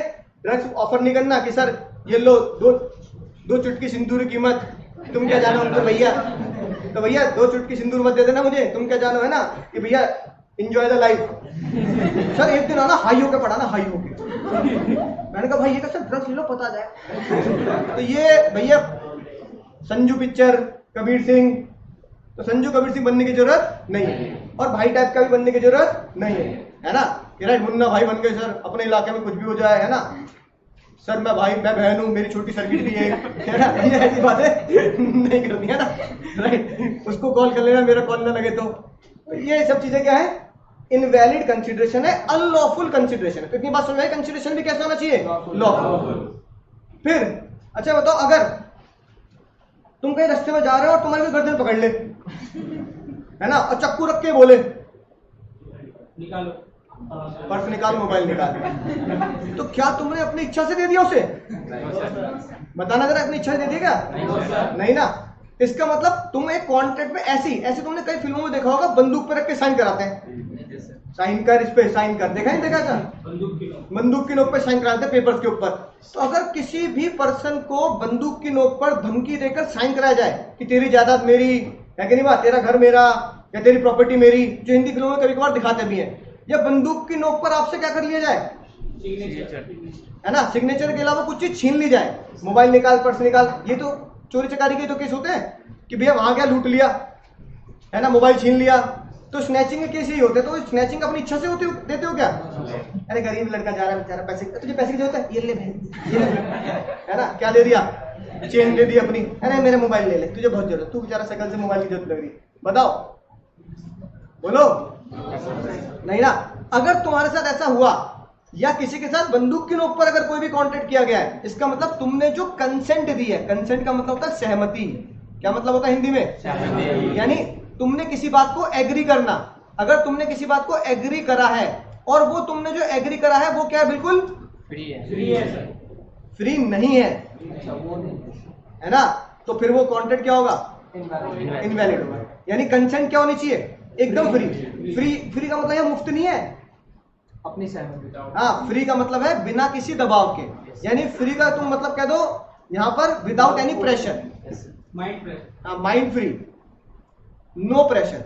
अगर तुमने किसी बात को सहमति दे दी, अच्छा अगर तुम पढ़ रहे हो और तुमने यहाँ पर पढ़ने के लिए पिताजी ने कूट के भेजा, बताना यहीं पढ़ेगा तू, गर्दन पकड़ ली तेरी, यहीं पढ़ेगा, वरना क्या दबा दूंगा मैं, कैसे बोला पापा ने? अपनी मर्जी से आ रहे होंगे ना, तो इसका मतलब तुमने पढ़ने के लिए, तुमने यहाँ पर पढ़ने के लिए अपनी सहमति क्या दी है? फ्री दी है। हो सकता है कि तुम्हारे बचपन में तुम्हें स्कूल पसंद ना आए, तो बच्चे को जब स्कूल भेजते बच्चा रोता है, तो छोटा बालक जो स्कूल नहीं जाना चाहता और उसे जबरदस्ती कूट के भेजा जाता है स्कूल, समझा के भेजा जाता है, उस टाइम पे उसकी सहमति फ्री नहीं होती, लेकिन तब जबरदस्ती भेजा जाता है, क्योंकि घर वालों को बताता भैया स्कूल नहीं जाएगा तो क्या करेगा, फिर पढ़ाई लिखाई तो जरूरी है ना। लेकिन अगर तुम्हें अब कोई तुमसे कह दे कि ये काम जबरदस्ती करना है, तो इसका मतलब तुम्हारी सहमति क्या नहीं है? नो प्रेशर, है ना, फ्री नहीं है। और किसी भी, जज साहब ने बोला किसी भी कॉन्ट्रैक्ट को करने के लिए इंसान दिमागी तौर पर क्या होना चाहिए? एक तो स्वस्थ भी होना चाहिए, और दिमागी तौर पर उसका स्ट्रेस नहीं होना चाहिए, अपनी सहमति वो अपने मन से खुले दिल से दे रहा हूं कि भैया मैं काम करना चाहता हूं, खुशी खुशी करना चाहता हूं, है कि नहीं बात, राइट? बोलो। तो यानी कि अगर तुम्हारे ऊपर कोई धमकी है, और आज तुम अगला सीक्रेट वर्ड सीखोगे, कानूनी। धमकी को कानूनी भाषा में बोला जाता है कोर्शियन। क्या बोला जाता है? कोर्शियन का मतलब होता है धमकी, ठीक है। अनड्यू इन्फ्लुएंस, अनड्यू इन्फ्लुएंस मतलब प्रेशर, जैसे कि मॉरल प्रेशर। पूरा का पूरा चैप्टर पढ़ेंगे, चैप्टर नंबर 5 हमारा पूरा यही डिटेल में पढ़ेंगे, ये तो ऊपर से बता रहा हूं, है ना। अगर तुमसे किसी काम को धमकी देकर कराया गया है, कैसे कराया गया? समझ जाओ भैया, फिर वो कॉन्ट्रैक्ट क्या होगा? इनवैलिड होगा, नहीं कॉन्ट्रैक्ट वॉइड है ना। यानी अगर आपकी सहमति फ्री नहीं है तो कॉन्ट्रैक्ट इज हाँ बेकार हो जाएगा एक तरीके से, है ना। सर ये मॉरल प्रेशर मतलब? मॉरल प्रेशर में दिमागी प्रेशर। दिमागी प्रेशर का मतलब होता है जो जिसमें मार पिटाई ना हो, इमोशनल अत्याचार से बोलते थे, जैसे घर वाले करते हैं बच्चों के ऊपर, है ना, राइट। यहाँ चला जैसे हम एक दूसरे के ऊपर भी करते, देख ले भाई नहीं है, भाई नहीं है, नोट्स दे दे, नोट दे रहे। तो ये मेंटल क्या आपका प्रेशर है, ठीक है ना। अब तुम जाना चाहते हो दोस्तों के साथ घूमने, मम्मी रोने लगे वहां, मैं नहीं भेजूंगी अपनी बेटी, मैं नहीं भेजूंगी। मम्मी फिर रोने की क्या बात है, तू कब आएगा या कब आएगी? मम्मी 3 दिन के लिए जा रहे हैं मनाली। मनाली इतनी दूर? मैं तुझे अट्टा मार के इतना भेजूं? तू मनाली जाएगी? नहीं नहीं नहीं। मम्मी मुंह फुला के बैठ गई रो। मम्मी मैं दोस्तों से टिकट बुक करते हुए मैं दोस्तों से वादा कर दिया। फिर मम्मी क्या बोल रही है, वादा कर दिया चल ठीक है। मम्मी रो रही है दूसरे कमरे में जाके। मम्मी मना नहीं कर रही पर क्या क्रिएट कर रही है, इमोशनल प्रेशर। उस मेंटल प्रेशर बोलते हैं अनड्यू इन्फ्लुएंस, जिसमें कोई हथियार का इस्तेमाल नहीं है, हथियार से भी खतरनाक हथियार का इस्तेमाल है, आंसुओं का इस्तेमाल। जहां आप इमोशनल अत्याचार करो उसे बोलते हैं ये तो आपकी सहमति। अब तुम कह रहे हो ठीक है मम्मी नहीं जा रही, ठीक है नहीं जा रही, तो ये बताओ क्या सहमति फ्री है या नहीं है? नहीं है। क्या मम्मी ने चक्कू का इस्तेमाल किया? मम्मी बेलन ले आई? तुझे बेल दूंगी यार चकले पे रख के।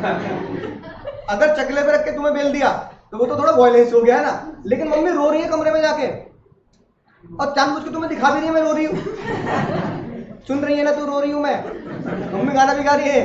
तो इसका मतलब क्या, मम्मी मार पिटाई नहीं कर रही पर तुम्हारे ऊपर इमोशनली प्रेशर क्रिएट कर रही है। ऐसी किसी कॉन्ट्रैक्ट में अगर तुम्हें इमोशनली प्रेशर क्रिएट करके किया जाए, कोई कॉन्ट्रैक्ट है कि नहीं बात, इमोशनल अत्याचार करके, तो इसका मतलब तुम्हारी कंसेंट फ्री नहीं है। यानी कंसेंट फ्री कब नहीं है, या तो कोई बहुत बड़ा तुम्हारे ऊपर प्रेशर डालो धमकी वाला, या फिर प्रेशर कैसे डालो, इमोशनल वाला। दोनों ही केस में आपके दिमाग में एक प्रेशर होता है कि यार कर लेते हैं, चलो कर देता हूं साइन और बताओ, है कि नहीं बात, राइट। मम्मी रोने लगी, पापा रोने लगे, तुमने पेपर साइन कर दिए, ठीक है ना, राइट। तुमने साइंस ली, तुम कॉमर्स लेना चाहते थे, पापा मम्मी रोने लगे, मेरा बेटा तो अब्दुल कलाम बनना था, मम्मी सीए बन जाऊं क्या दिक्कत है कि नहीं बात, अकाउंट के साइंटिस्ट बन जाएंगे। तो तुमने जबरदस्ती क्या ले ली, है ना, साइंस ले ली मान लो जबरदस्ती, 10th में या 11th में तुम्हारा मन नहीं लग रहा साइंस में भी, ठीक है, तो वो इमोशनल अत्याचार है। क्या है, मेरे साथ भी हुआ था, मैंने पता 2 महीने साइंस पढ़ी पहले पापा के इमोशनल अत्याचार में, कैसी लगी? बहुत खतरनाक लगी। फिर मैं यूनिट टेस्ट में फेल हो गया, फेल होने का कारण था। फिर मैं पापा से बोल दिया, पापा अगर मैं साइंस ले लूंगा तो मैं मेरे रोजगार के आगे बे जरूर लग जाएगा और फिर आप मुझे और कुटोगे बेरोजगार। लेकिन अगर मैंने कॉमर्स ले ली तो कुछ कर लूंगा, कुछ कमा लूंगा, ऐसी बात नहीं है। तो पापा बहुत नाराज हुए। मैंने 2 महीने साइंस पढ़ के देखी अपने घर वालों के, पापा के लिए, खुशी के लिए। फिर जब उन्हें भी समझ में आ गया इसकी बस की नहीं साइंस करना, फिर मैंने क्या ली, कॉमर्स। हालांकि मेरे घर वाले सब कॉमर्स बैकग्राउंड के, तब भी मेरे पिताजी ने क्या सोचा कि इसको क्या दिलाएंगे, साइंस दिलाएंगे। तो आज से भैया 15 साल पहले, 20 साल पहले घर वालों का बड़ा इन्फ्लुएंस रहता था। अब तो ये कि आपकी मर्जी होती है, चल भाई जो बच्चा कह रहा है ले लो। उस टाइम पे नहीं था चक्कर, जो बच्चा कह रहा है जो मैं कह रहा हूँ वो बच्चा लेगा, है कि नहीं बात, हमारा बच्चा हमारे कहने से पड़ेगा। आज तो आपके घर वाले कहते चल तो तेरी मर्जी है वो पढ़ ले, कोई बात नहीं भैया तेरी जिंदगी है ना, पहले नहीं होता था ऐसा, ठीक है। अब जब 2 महीने साइंस पढ़ के क्या हुआ, हालत खराब हो गई, ना मॉलिक्यूल समझ में आ रहे, ना अमीमा समझ में आया, राइट। तो फिर कॉमर्स में आया, ठीक है। तो ये होता है मेंटल प्रेशर। पिताजी ने कूटा नहीं कि डंडे बजा दियो, चाटे लगा दियो, इमोशनल अत्याचार, समझ गए ना। तो अगर ऐसी, वो तो जिंदगी की बात होगी, आपने बहुत सारे काम इमोशनली कर दिए अपने घर वालों के कहने पर। अच्छा मैं तुमसे कोई बात कर रहा हूँ इमोशनली, तो ये भी तो इमोशनल अत्याचार होगा, है कि नहीं बात, राइट। अब मैं कोई चीज उठ घर गाजियाबाद, मैंने कहा भाई मेरी गाड़ी ले जा, गाजियाबाद से ले या लोकेशन सेंड कर दूंगा, है ना। पहले तो मैंने पूछा गाड़ी चलानी आती है, सब कह रहे मुझे आती। अब तो मिला गाजियाबाद चले जाओ सर के घर पे, मैंने कहा मम्मी मिलेंगी, है ना, ये सामान लिया। अब तुम जाना नहीं चाहते लेकिन फिर भी जा रहे हो, क्यों जा रहे हो, आपके इमोशनल अत्याचार के कारण, मेंटल प्रेशर की वजह से। मैंने क्या कूट दिया, तो भैया टीचर का बच्चों के ऊपर, ऐसी डॉक्टर का पेशेंट के ऊपर, वकील का उसके क्लाइंट के ऊपर, स्कूल में प्रिंसिपल का, है ना, टीचर्स के ऊपर, ये सारे जो तो आपने इमोशनल अत्याचार देखे, इसमें कॉन्ट्रैक्ट वैलिड नहीं होता। इनको बोलते हैं अनड्यू इन्फ्लुएंस, फ्रॉड, मिसप्रेजेंटेशन, मिस्टेक। इन सबसे कॉन्ट्रैक्ट की वैलिडिटी खराब होती है, आपकी कंसेंट फ्री नहीं होती। और जज साहब कहते हैं किसी भी कॉन्ट्रैक्ट के लिए आपकी जो मेंटल कंडीशन है वो एकदम फ्री होनी चाहिए। समझ गई बात, राइट। सर मिसरिप्रेजेंटेशन का मतलब वो पढ़ेंगे जब बताऊंगा ना, क्योंकि अभी समझ में नहीं है, वो डिटेल वाला टॉपिक है। अब कई बार आपने ऐसी चीजें भी देखी हैं, ऐसी चीजें, मैं सिर्फ कैश लेता हूँ,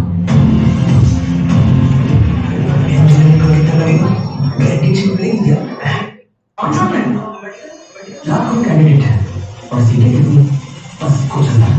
अब अगर कोई बच्चों की जगह बैठ के इनका एग्जाम दे देता है तो सेट है ना मामला। वो कैसे हो गया? तुम अपने ज्ञान का फायदा उन्हें दो, वो अपनी अमीरी का फायदा तुम्हें देंगे। गेम का सिंपल रूल है बच्चों, नकल नहीं अकल है। ये ट्रेलर है ना इसका?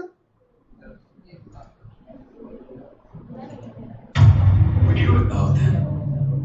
Do you feel that you have any responsibility? Answering your question. Infant formula. चलो यही देख लेते हैं। अभी बताओ, ये क्या दे रहा है उसको एडमिशन दिलाने के लिए? सीट फीलिंग को सुनना, अगर इंजीनियरिंग की सीट फीलिंग कोई ऐसे बच्चों का एंट्रेंस एग्जाम उनकी जगह बैठ के दे देता, सेट ना होगा। ये कैसे? अकलमंद तुम हो, नकलमंद बन सकते हो कि नहीं?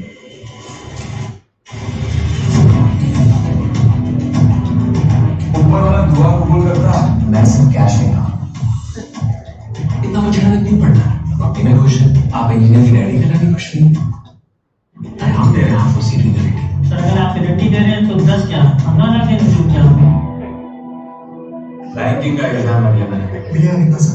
वाह मेरे शेर, एकदम बुलेट की तरह टू द पॉइंट। बताओ ये जो है बन सकते हो कि नहीं? ये घूस। है ना, रिश्वत है कि नहीं? अब इस पिक्चर में ये दिखाते हैं, है ना, कि भाई इंडिया में क्या होता है, रिश्वत देते हैं, ठीक है, एंट्रेंस एग्जाम के लिए दिया या सीट के लिए रिश्वत दे दी, या आप देखो सरकारी ऑफिस में भी क्या हो गया भैया, रिश्वत वगैरह दे दी। अगर रिश्वत दी जा रही है और इसका कोई बंदा, वैसे तो देखो रिश्वत वगैरह कोई रिटर्न एग्रीमेंट तो करता नहीं, सब क्या करते हैं, ओरल ही करते हैं एक तरीके से। इसका अगर कोई एग्रीमेंट कर भी रहा है आपका और ओरल एग्रीमेंट कर रहा है, तो ये बताओ क्या ये सही है गलत है? अच्छा इसे कोर्ट में घसीट लोगे, सर मेरे को कहा था कि मेरी एडमिशन हो जाएगा, मुझसे 10 लाख रुपए लेंगे, 10 लाख रुपए एडमिशन नहीं हुआ आज तक। IIT में बताओ, बैंकिंग में, रेलवे में, अभी बताओ जो भी रिश्वत दे काम करते, रिश्वत पहले चली जाती है, काम ना हुआ तो जिसने रिश्वत लिस्ट के ऊपर केस कर सकते हो क्या? क्यों नहीं कर सकते? हाँ, क्योंकि भैया सबसे पहले तुम्हारी ये चीज ही क्या है बताओ, यानी कि तुम्हारा जो ऑब्जेक्ट है वो क्या है, लॉफुल। तो जज साहब ने बोला गलती से भी वो एग्रीमेंट मत कर लेना, चाहे लिखकर या किसी से वादा कर जिसका उद्देश्य ही क्या हो, जिसका उद्देश्य क्या हो, अनलॉफुल। यानी कि अगर कोई भी काम, फॉरबिडन का मतलब क्या होता है, मना करना, रोक लगाना।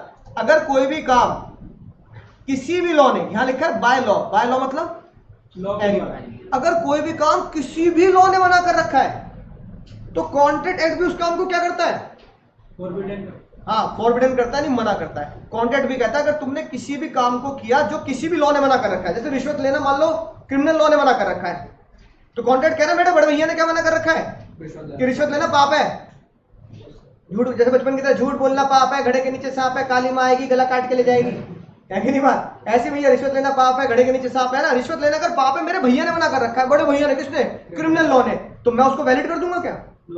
जब भैया मेरे पिताजी ने, आईपीसी ने, बड़े भैया ने मना कर दी तो वो तो मेरे लिए ऑटोमेटिकली क्या हो गया, मना हो गया। तो एक बात ध्यान रखना, अगर कोई भी काम अनलॉफुल है और वो अनलॉफुल किसी भी लॉ में मना है, किसी भी लॉ में, तो वो मेरे यहाँ भी क्या है, मेरे यहाँ भी वो काम क्या है, बेकार है ना। जैसे किसी, अब अनलॉफुल क्या है, किसी को कूटना क्या है, अनलॉफुल। अब ये बहन नंदिनी बहन क्या बोल रही है, सर किसी को पिटवाना, उठवाना, हड्डी टुटवानी हो, तो ये काम भी क्या है, किसी की प्रॉपर्टी नुकसान, किसी का सर, किसी का घर खाली कराना, एक्सटेंशन पे कोई घर हो सर खाली करवाना हो, है ना, तो ये क्या है सर, अनलॉफुल। ऐसा कोई भी काम जो किसी भी एक्ट में मना हो, है ना। अब होता है हमारे देश में 26,000 से ज्यादा कानून है, कम से कम 2600 जन्म तो लेने पड़ेंगे, अगर एक जन्म में 100 भी पढ़ोगे तो, है कि नहीं बात? तो 26,000 से ज्यादा कानून है, कि 26,000 कानून पढ़ लोगे? तो इतने सारे एक्ट में, इतने सारे कानून में अगर कोई भी काम मना है तो कॉन्ट्रैक्ट कहता है मेरे यहाँ भी वो काम, अभी ये मत सोचना वहां मना है तो मैं अलाउ कर दूंगा, मेरे सारे बड़े भाई छोटे भाई बहनों का अगर कोई काम मना है तो मेरे यहाँ भी क्या है, वो काम फॉरबिडन और मना ही माना जाएगा। स्पेशली रेफरेंस टू द, अगर कोई काम इलीगल है, तो अगर कोई भी काम आईपीसी में मना है, ठीक है, किसी को पीटना, किसी को इंजरी पहुंचाना, किसी के साथ मार पिटाई करना, ठीक है, राइट, किसी के साथ इमोरल एक्टिविटी जैसे किडनैपिंग करना, अगर वहां कोई काम मना है तो मेरे यहाँ भी वो काम क्या है, तो 6 पॉइंट, यानी कि सारे पॉइंट याद रखने, इन सब को मुझे क्या मानना है, कॉन्ट्रैक्ट के लिए एक ही जगह पर एक ही माला में पिरोने हैं ये पॉइंट। तो लॉफुल ऑब्जेक्ट होना चाहिए, फ्री कंसेंट होनी चाहिए, लॉफुल ऑब्जेक्ट होना चाहिए। एग्जांपल देखो, अगर भैया आपस में चोरी चकारी करके आपस में पैसा बांट लेंगे बंटी बबली की तरह, है ना, तो वो क्या होगा सर? अनलॉफुल। अनलॉफुल है, कॉन्ट्रैक्ट उसे क्या करेगा? वॉइड। ठीक है, अब ये देखो जो मैंने तुम्हें फिल्म दिखाई, प्रोमो दिखाया, एडमिशन हो जाएगा, जॉब मिल जाएगी, 10 लाख रुपए की रिश्वत ले लो, 1 करोड़ की रिश्वत ले लो। भैया तुमने रिश्वत दे दी और पैसा नहीं, और ना जॉब मिली ना एडमिशन मिला, केस कर दोगे इमरान हाशमी के ऊपर? No sir. बता ना, इमरान हाशमी पर केस कर दोगे क्या? No sir. इमरान हाशमी के ऊपर केस करने से पहले जैसे कोर्ट की दहलीज पार करोगे ना, तो एनफोर्सबिलिटी ये बोल देगी अंदर मत चला जाओ, पहले तू जेल जाएगा। पहले तो तुझसे पूछेगा तूने रिश्वत क्यों दी, यानी कि रिश्वत देने वाला तो बाद में गलत काम कर रहा है, पहले तो हम बढ़ावा दे रहे हैं ना। तू अगर रिश्वत ही ना दे के अपने दम पे करूंगा तो उसका ये गलत काम ही, उसका ये क्या कहते हैं, इलीगल काम ही बंद हो जाएगा। रिश्वत देके क्या करने का, है ना, काम करने का। तो तुम तो बढ़ावा दे रहे हो रिश्वत देकर, ठीक है, तो अपने दम पे करो। पहले भैया खुद ही को जेल हो जाएगी रिश्वत देने के जुर्म में, है कि नहीं बात? बोलो समझ गए सर? समझ गए सर। ठीक है, चोरी का माल, जो बालक कहते हैं सर घड़ी लेके आओ, कहां से? चोर बाजार से। तो भैया दिल्ली चोर बाजार जाके जो सामान खरीद रहा है, तो भैया बाद में पकड़े गए तो सामान क्या करना पड़ता है सर? अगर बाद में पकड़े गए तो सामान क्या करना पड़ेगा भैया? लौटाना पड़ेगा। तो मैंने बात, तो चोरी का माल, स्मगलिंग, ठीक है, गुड्स बेचोगे तो क्या होगा? इलीगल। तो क्या होना चाहिए सर? लीगल होना चाहिए। लीगल होना चाहिए। ऐसे ही, अच्छा मैं तुम्हें पढ़ा रहा हूं, ये मेरा ऑब्जेक्ट है, ये हमारा ऑब्जेक्ट है, लीगल है इलीगल है? ऑब्जेक्ट भी लीगल है। एक बार कह रहा है इलीगल ना, घर वाले जबरदस्ती करवा रहे हैं, है ना, लीगल तो है ही, घर वाले मॉरल प्रेशर करा रहे हैं, वो बात है लीगल है। अच्छा मैं तुम्हें इस ऑब्जेक्ट में जो तुम्हें दे रहा हूं, तुम जो मुझे दे रहे हो, वो लीगल है इलीगल है? वो भी लीगल है। यानी हमारे केस में हमारा ऑब्जेक्ट भी लीगल है और हमारे केस में हमारे कंसिडरेशन भी लीगल है। Object is teaching, legal, consideration मुझे फीस और तुम्हें पढ़ाई, क्या है? लीगल। लीगल है। हमारे केस में object and consideration both are legal. तुम्हारे ऊपर कोई मेंटल प्रेशर है? No sir. घर वालों ने कूट कूट के भेजा है? No, कोई sir. मम्मी रोके भेज रही है? No, sir. इसका मतलब तुम्हारी कंसेंट भी फ्री है। हमने जब वादा किया था तो मैं तुम्हें नहीं जानता, तुम मुझे नहीं जानते थे, तो हम हमारा क्या था? लीगल रिलेशन में मेंटेन किया नहीं किया? जी सर। ठीक है, ऑफर ऐसे नहीं होगा भले ही, लेकिन तुम आके पूछा तो होगा कि भैया मैं पढ़ना चाहता हूँ लॉ में, तो ऑफर क्या हुआ? एक्सेप्टेंस हुआ। यानी तुम्हारे मेरे कॉन्ट्रैक्ट में 10 के 10 एलिमेंट क्या होते हैं? मौजूद होते हैं। कुछ कॉन्ट्रैक्ट ऐसे होंगे जिन्हें लॉ ने मना कर रखा है कि भैया इस तरह कॉन्ट्रैक्ट, और पहले से हम लिख के कह रहे हैं क्या है? वॉइड है। वॉइड। ठीक है, राइट। एग्रीमेंट विदाउट कंसिडरेशन क्या होगा? वॉइड होगा। यानी फ्री वादा क्या होगा? वॉइड होगा। ठीक है, अब ये वाला कह रहा है, मोबाइल लेके जो बैठा है, मन नहीं लग रहा पढ़ाई में, घर वालों ने कहा क्या करेगा? शादी करा दो मेरी। शादी करके बहुत मन लगेगा इसका, है ना। अब इसकी शादी करा दी, शादी के इसके हाथ पीले होने वाले हैं। इसका बगल वाला दोस्त कह रहा है तेरे घर वाले बहुत बढ़िया है यार, मेरी शादी ना हो रही। अब ये इसे कह रहा है भाई तू मुझसे पैसे ले, है ना, राइट, तू यार फीस भर, तू पढ़ाई कर, पढ़ाई करने के बाद ठीक है ना शादी करेंगे, मतलब आपस में नहीं। वाला बहुत खराब है आजकल, है ना, पढ़ाई करने के बाद अलग अलग जगह पे शादी कर लेंगे। वो उसे बहकारा कह रहा है पापा ने तो कार्ड छपा दिए, तन्नू बैठ बन्नू, है ना, पापा ने कार्ड छपा दिए। वो कह रहा है भैया कार्ड के कितने पैसे लगे होंगे? मान लो 10,000, 50,000, 20,000 कार्ड में छप गए होंगे, तो उतने पैसे मुझसे ले, पापा को दे दे। अभी बताया थोड़ी, अभी तो हम बात कर रहे हैं, वो कर रहे हैं, पापा मम्मी तो मुझसे पैसे ले ले। अब एक बंदा दूसरे को शादी करने से मना कर रहा है। जस्सा ने पता क्या बोला? किसी को शादी करने से रोकना क्या है? वॉइड। हाँ, बस तुम्हारी उम्र होनी चाहिए 21 साल, है ना। अगर तुम बालिग हो, शादी करने लायक हो, तो किसी को भी अगर तुम शादी करने से रोकते हो तो वॉइड। पता है क्यों? ये हमारा कॉन्स्टिट्यूशनल राइट है, संवैधानिक अधिकार। ऐसी किसी को तुम बिजनेस करने से रोक रहे हो, बिजनेस करने से, ट्रेड करने से, है ना। अब मैं तुम्हें भैया हम तुम्हें पढ़ा रहे हैं सी कोचिंग, नीचे वाले फ्लोर पे एक और बंदा आ गया, हम भी क्या पढ़ाएंगे? सी कोचिंग देंगे, हम भी सी फाउंडेशन पढ़ाएंगे। ठीक है, समझ आई बात? अब हम उससे क्या कह रहे हैं? मना कर। तू कैसे पढ़ा रहा है? हमने पहली कोचिंग खोल ली, तो कैसे पढ़ा रहा है? तो क्या रोक सकते हैं? भले उसकी इंटेंशन गलत हो, भले उसकी इंटेंशन गलत हो कि भैया जगह यहाँ सी के बच्चे आते तो यही कोचिंग खोल लेते हैं, है कि नहीं बात? लेकिन हम उसे रोक नहीं सकते, है कि नहीं बात? किसी को लीगल बिजनेस करने से नहीं रोक सकते, चाहे उसके अगल बगल में सेम बिजनेस चलता हो। जैसा करे तो क्या हो गया? तुमने खुद देखा होगा, अगर एक आइसक्रीम वाला यहाँ खड़ा है तो उसके अगल बगल में 4 और खड़े मिलेंगे, तो क्या एक दूसरे को छड़ फोड़ते हो? तू कैसे खड़ा जब मैं खड़ा, है कि नहीं बात? बल्कि इससे पता क्या होता है? इससे बिजनेस बढ़ता है। कंपटीशन नहीं, कंपटीशन नहीं होता, बिजनेस बढ़ता है। तुम्हें दिमाग होता है क्या आएगा, वहां चल रहे हैं, वहां 4-5 आइसक्रीम वाले है कि नहीं बात, वहां चलते हैं। अगर तुम सोचो मैं अकेले रह के बिजनेस कर सकता हूँ नहीं हो। तो नहीं होगा, लेकिन अगर तुम बाजार बना दो उसका तो बिजनेस अच्छा चलेगा। अच्छा चांदनी चौक में एक ही कपड़े वाला है, नो सर, एक कपड़े वाले के बगल में दूसरे कपड़े वाला है चांदनी चौक में, और जब पहली बार किसी ने दुकान खोली बगल वाले को रोकता है, तू मत कर क्योंकि बिजनेस यहाँ कर रहा हूँ, तो तुम शायद वहां ना जाओ क्योंकि वो एक ही कपड़े वाला है। हम चांदनी चौक क्यों जा रहे हैं कपड़े लेने, क्योंकि बस 100 कपड़े वाले हैं। मार्केट मैंने बात तो जज साहब ने बोला भैया तुम्हारे साथ अगर कोई दूसरा बंदा बिल्कुल तुम्हारे बगल में दुकान खोल के सेम दुकान खोल रहा है, एक तो वो तुम गलत कर रहे हो, उसे रोक नहीं सकते। क्यों नहीं रोक सकते, क्योंकि किसी को बिजनेस करने से रोकना क्या है, वाइड, किसी को शादी करने से रोकना क्या है, वाइड है। इस चक्कर में ब्याह मत कर लेना कोई नहीं रोक सकता हमें अब शादी करने से, ठीक है ना, वॉइड है, राइट। ऐसे ये सारे के सारे एग्रीमेंट हैं जिनको करना क्या होता है, वॉइड होता है ना। वेजरिंग का मतलब होता है सट्टा। अगर तुम सट्टा लगा रहे हो, आईपीएल का मैच चल रहा है ना, लगाते गुजरात टाइटन पे है ना, लगाते बेंगलोर पे है ना 10,000 रुपए, और तुम पकड़े गए तो ये क्या है भैया तुम्हारा सर पॉइंट इलीगल काम है, ठीक है, राइट। तो ये तुम काम नहीं कर सकते। तो जज साहब ने बोला 7वां पॉइंट, किसी भी कॉन्ट्रैक्ट को बनाने के लिए तुम उस कॉन्ट्रैक्ट के अंदर मत घुस जाना जिसे पहले से क्या कर रखा हो, डिक्लेयर कर रखा हो, ऐसे काम वॉइड है।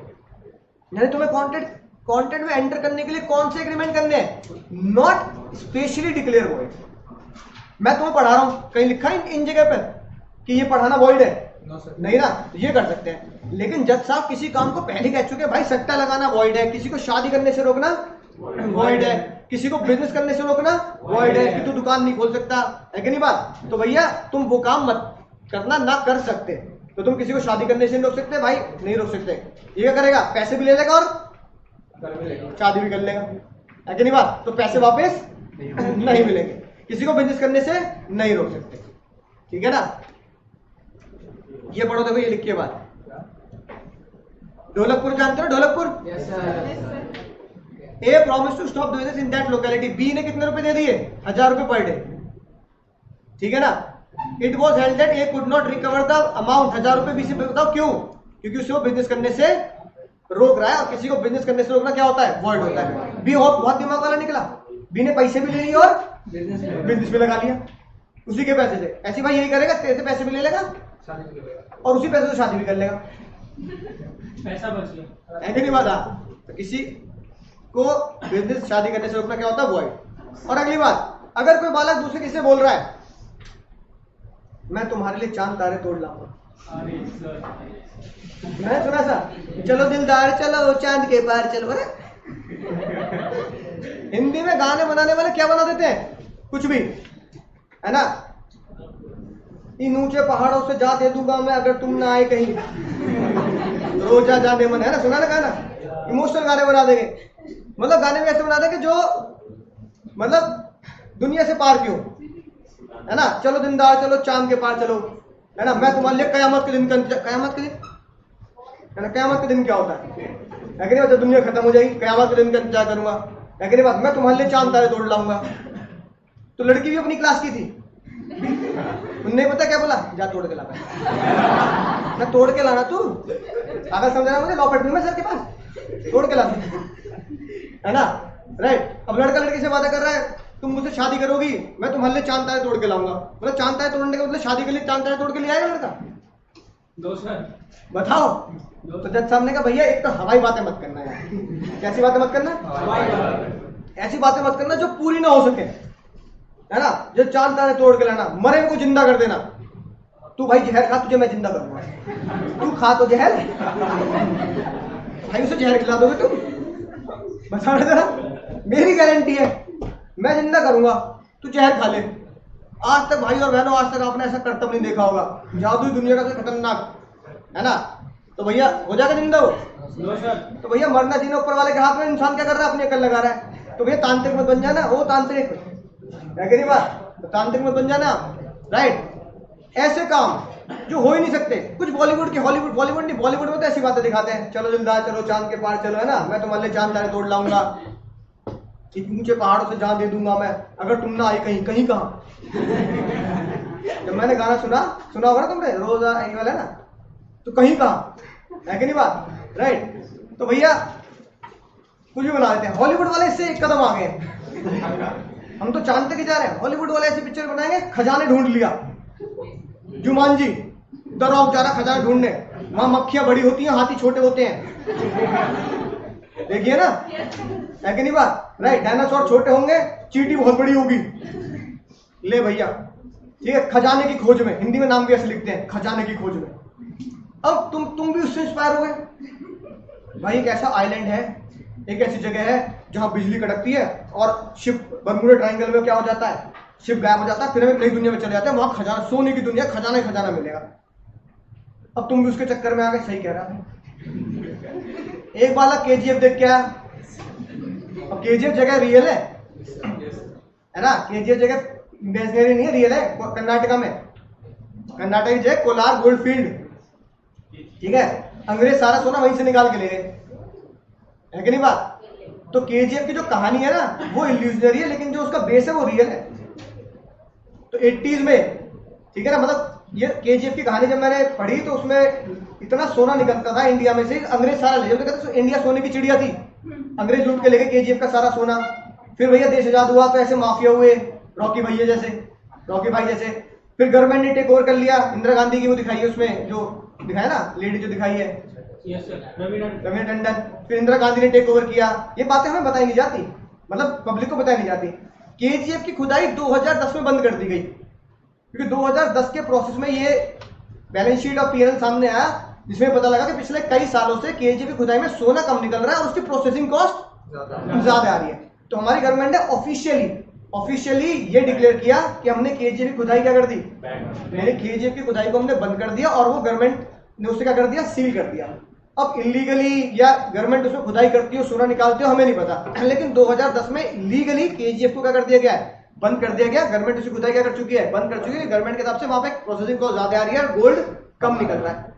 अब तुम भी चल दिए कहां, केजीएफ वहां, मैं यू रॉकी भाई, माइन नंबर 9 से मैं ही निकालूंगा सारा सोना, है कि नहीं बात। तो तुम अगर बहकावे में आ गए कि सोना निकालेंगे, मरे को जिंदा कर देंगे, चांद तारे तोड़ लाएंगे, तो जब सबने हाथ जोड़ लिए भाई ये हॉलीवुड बॉलीवुड की पिक्चर मत देखा करो यार, थोड़ी रियलिटी में रहो। ऐसे एग्रीमेंट मत कर लेना कि भैया मैंने शादी कर ली, क्यों शादी कर ली, इनने बोला था चांद तारे तोड़ के लाया, इनने पता क्या किया, रामलीला गया वहां से रेडियम वाले चांद तारे ले आया और यहाँ चिपका दिए, इसे बच्चों के चिपकाते हैं रूम में, है ना, ये देखिए रे चांद तारे, है कि नहीं बात।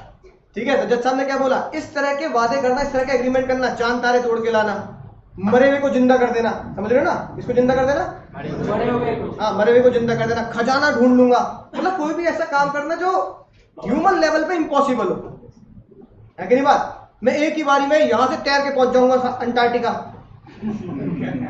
है कि नहीं बात, राइट। भैया ऐसे वादे क्या होंगे सर, वॉइड होंगे, और इन वादों को बोलते हैं अनसर्टेन। तो वादे कैसे होने चाहिए, सर्टेनिटी। और सर्टेनिटी में एक और चीज आती है जो तुम घर पे भी करते हो, घर पे जाओगे, मम्मी कुछ अच्छा बना दो, आज तक हमारी मम्मी को ये ना पता लगा अच्छा कुछ क्या है, घर जाके क्या बोलते हैं, कुछ अच्छा बना दो। अगर मम्मी लॉ पढ़ती होती ना तो वही चमाटे लगाते तुम्हारे, कुछ क्या है, और कुछ का मतलब अनसर्टेन। तुमने उनके दिमाग में क्या क्रिएट कर रखा है, मैं बोलूँ मम्मी कुछ अच्छा बना दो, मम्मी तो शाही टिंडे बनाती थी मेरे, तूने कहा कुछ अच्छा बना दो, अच्छा तो है, पनीर की जगह टिंडे डाल दिए, गिरी तो शाही है, क्या बन गया, शाही टिंडे। अब तुम घर जाके बोलो मम्मी कल भी ये बना था, कुछ अच्छा बना दो। जब तुम बोलते हो ना कुछ अच्छा बना दो, कानून उसे क्या मानता है, अनसर्टेन, कानून से मानता है इट इज नॉट सर्टेन। इस तरह की बातें मत करो, दिमाग में कंफ्यूजन क्रिएट करे। तुम एक बालक की दुकान पे गया, बेचारा पीछे वाला बहुत गम में लग रहा हो, ऐसे बैठा है चश्मा लगा के, हे प्रभु यही जीवन दे रहा था मुझे, ये बेचारा इतना हताश बेचारा, हमारा भैया क्या नाम है, प्रशांत भैया इतना हताश, कहता कहाँ गया, मेडिकल स्टोर पे, मेडिकल स्टोर पे जाके कह रहा भैया दवाई दे दो, कौन सी, कोई भी दवाई दे दे, दवाई दे दे, दवाई खाने में, भाई कौन सी दे दूं ना, कोई कुछ भी दे दे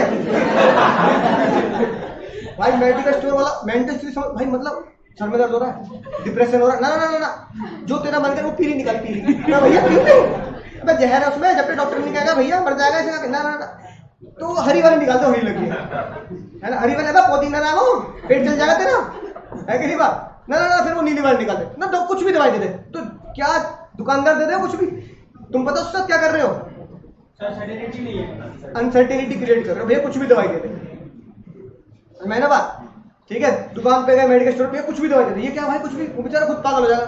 तो जो काम मम्मी के साथ करते हो दुकान पे मत करना, मम्मी कुछ भी बना दो तो मम्मी झेल लेगी, लेकिन दुकानदार दवाई वाले मेडिकल स्टोर पे जाकर भैया कुछ भी दवाई दे दे, कोई भी पहले तमाचे जमाल घोटा दे दूं ठीक है, तो भैया कुछ भी दवाई का मतलब अनसर्टेनिटी। ऐसी एक केस आया, एक बंदा एक दुकान पे गया जो ऑयल शॉप थी, है ना, उसने बोला भैया 1 लीटर तेल दे दे, और वो भांति भांति प्रकार के तेल रखता था, सर्टेन अनसर्टेन कौन सा तेल दे दूं, है ना, भैया सरसों का तेल चाहिए, हेयर ऑयल, वो हर तरह का तेल रखता, हेयर ऑयल रखता था, सरसों का तेल, केरोसिन ऑयल, मिट्टी का तेल दे दो, पकौड़े बनाएगा, हाँ पकौड़े बनाने मिट्टी का तेल ले जा, तो मिट्टी के तेल में पकौड़े बनाओगे, सर मैं केरोसिन ऑयल के पकौड़े खाता हूँ ठीक है, अब बताओ सर्टेन अनसर्टेन भाई। अच्छा इसका उसका एक दूसरा केस आया, एक भाई साहब मस्टर्ड ऑयल में डील करते थे, सिर्फ किसमें, ओनली सरसों का तेल। अब तुम उसकी दुकान पे जाकर कह रहे हो भैया 1 लीटर तेल दे दे, सर्टेन अनसर्टेन, ये सर्टेन है, क्योंकि दुकानदार के दिमाग में और तुम्हारे दिमाग में एक ही चीज चल रही है, क्या, सरसों का तेल।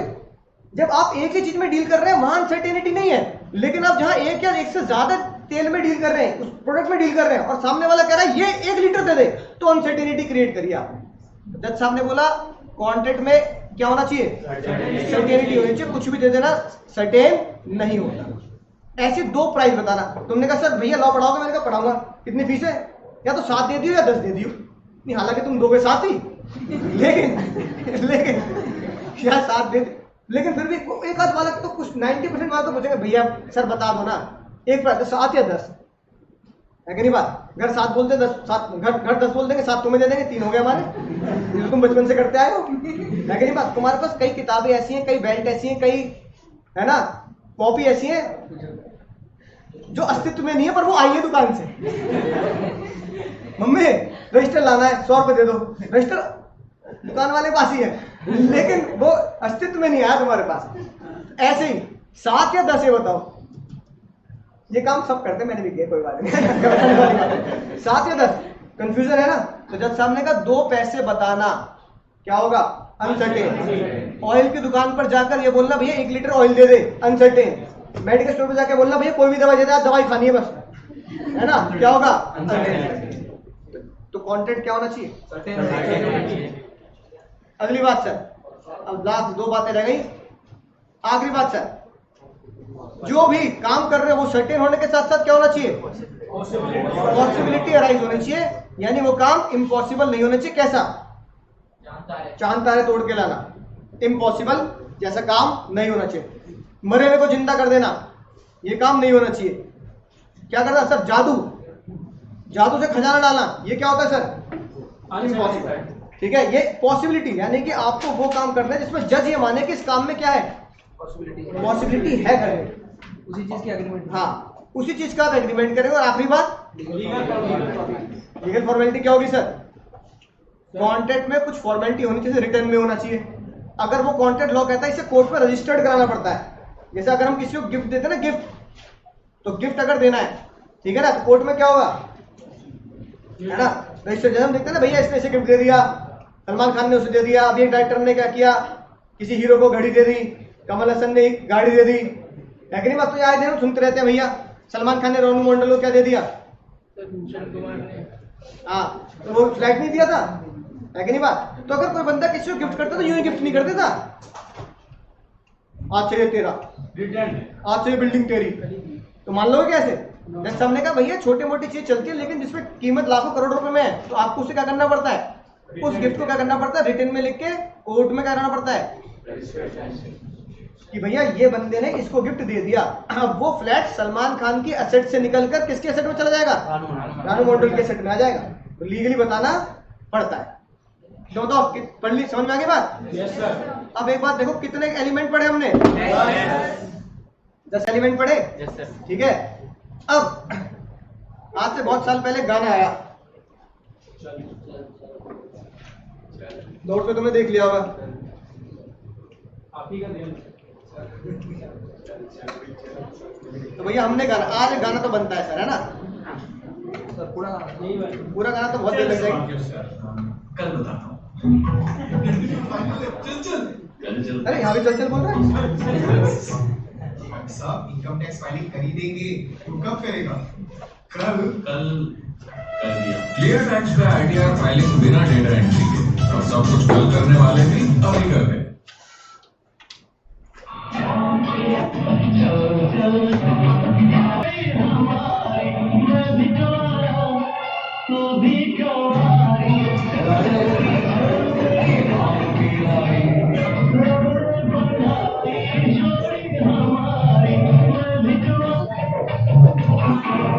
बढ़िया भैया, घर देख लेना।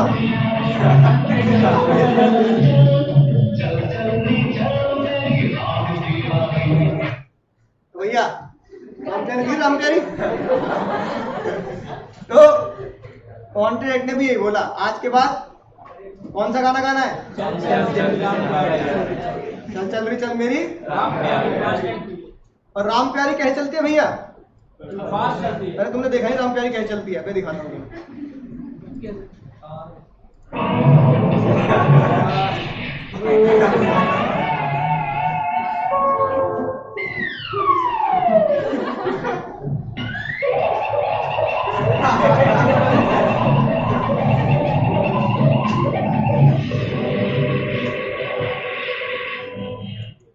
ये लो भैया, कितनी तेज चल रही है, रास्ता भटक गई। तो भैया राम प्यारी पता क्या चलती है? Fast and furious. तो सेक्शन 10 ने बोला कि भैया हम किस साथ गाना गाएंगे? चल चल तो जल्दी नोट करो। मैं चल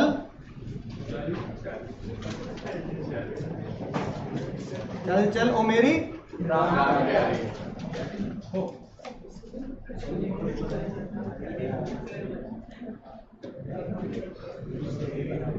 चल चल चल ओ मेरी राम प्यारी। समझ गए? राम प्यारी कैसे चलती है sir? Fast and furious. Fast and furious. अब 10 का दम, किसका दम सर? 10 का दम। सलमान खान की तरह 10 का दम। चल के चीजें क्या बनेगा? सर्टेनिटी। हाँ, सर्टेनिटी। अगली चीजें क्या बनेगा? कैपेसिटी। हाँ, कंपिटेंसी है ना, यस सर। कि आप लायक हैं या नहीं है। अगले चीजें क्या बनेगा? कॉन्स्टिट्यूशन। कंसिडरेशन। तो 3 तो सी से बन गए, बोलो समझ गए सर? जी सर समझ गए। ओ से क्या बनेगा? Offer acceptance. ऑब्जेक्ट क्या होना चाहिए? ऑब्जेक्ट बना सकते हैं ना, ऑब्जेक्ट बना देना। ऑब्जेक्ट क्या होना चाहिए सर हमारा? लीगल। लीगल। और दूसरे ओ से क्या बनेगा? Offer acceptance. Offer and acceptance. ठीक है। मेरी गेम से क्या बनेगा? हमसे कुछ नहीं बनेगा ना। चाहिए तो हिंदी में। तो इसको हिंदी में लिखते हैं ना। आर से क्या बनेगा sir? Relationship legal. Legal relation. जो हम मेंटेन करेंगे रिलेशन वो कैसे होने चाहिए? लीगल। प्यारी के पीछे क्या बनेगा sir? Possibility to performance. Possibility. क्या होना चाहिए सर? पॉसिबिलिटी। एफ के एफ से क्या बनेगा sir? Free consent. Free consent. Fast and furious, and ऐसे बनाएंगे ना, फास्ट एंड फ्यूरियस। एन से क्या बनेगा sir? Not declare void. Yes sir. Not declare void, जो भी हमने पढ़े हैं ना, शादी करने से रोकना, बिजनेस करने से रोकना। और आखिरी में एफ से क्या बनेगा सर? Formality legal. आखिरी पॉइंट लीगल फॉर्मेलिटी। फॉर्मेलिटी। ठीक है भैया, राइट। ये जो सीक्रेट कोड है पता कब काम आएगा? हमारे एग्जाम में 50 लगभग मोटा मोटी 50% तो डायरेक्ट क्वेश्चन आते हैं और 50% केस स्टडी। केस स्टडी कैसे आएगी? जैसे वो बच्चे वाली सिखाई तुम्हें, पापा ने बच्चे को वादा किया कि मैं पॉकेट मनी दूंगा। और डायरेक्ट क्वेश्चन कैसे आएगा? मान लो 4 या 5 नंबर में आ गया, राइट द लीगल, है ना, या right the essential elements for. तो भैया कम से कम हेडिंग लिखेंगे तो कुछ नंबर तो मिलेंगे। इसके अंदर आप विद एग्जाम्पल क्या लिखेंगे? और वैसे लॉ में कोई भी एग्जाम्पल नहीं होता। लॉ में एग्जाम्पल पता क्या होता है? केस लॉ होता है। ये जो तुम एग्जाम्पल पढ़ रहे हो ना, ऑयल वाला, ये वाला, ये सारे के सारे एग्जाम्पल नहीं है, क्या है? ये सारे के सारे केस है तो कोर्ट में आए हुए।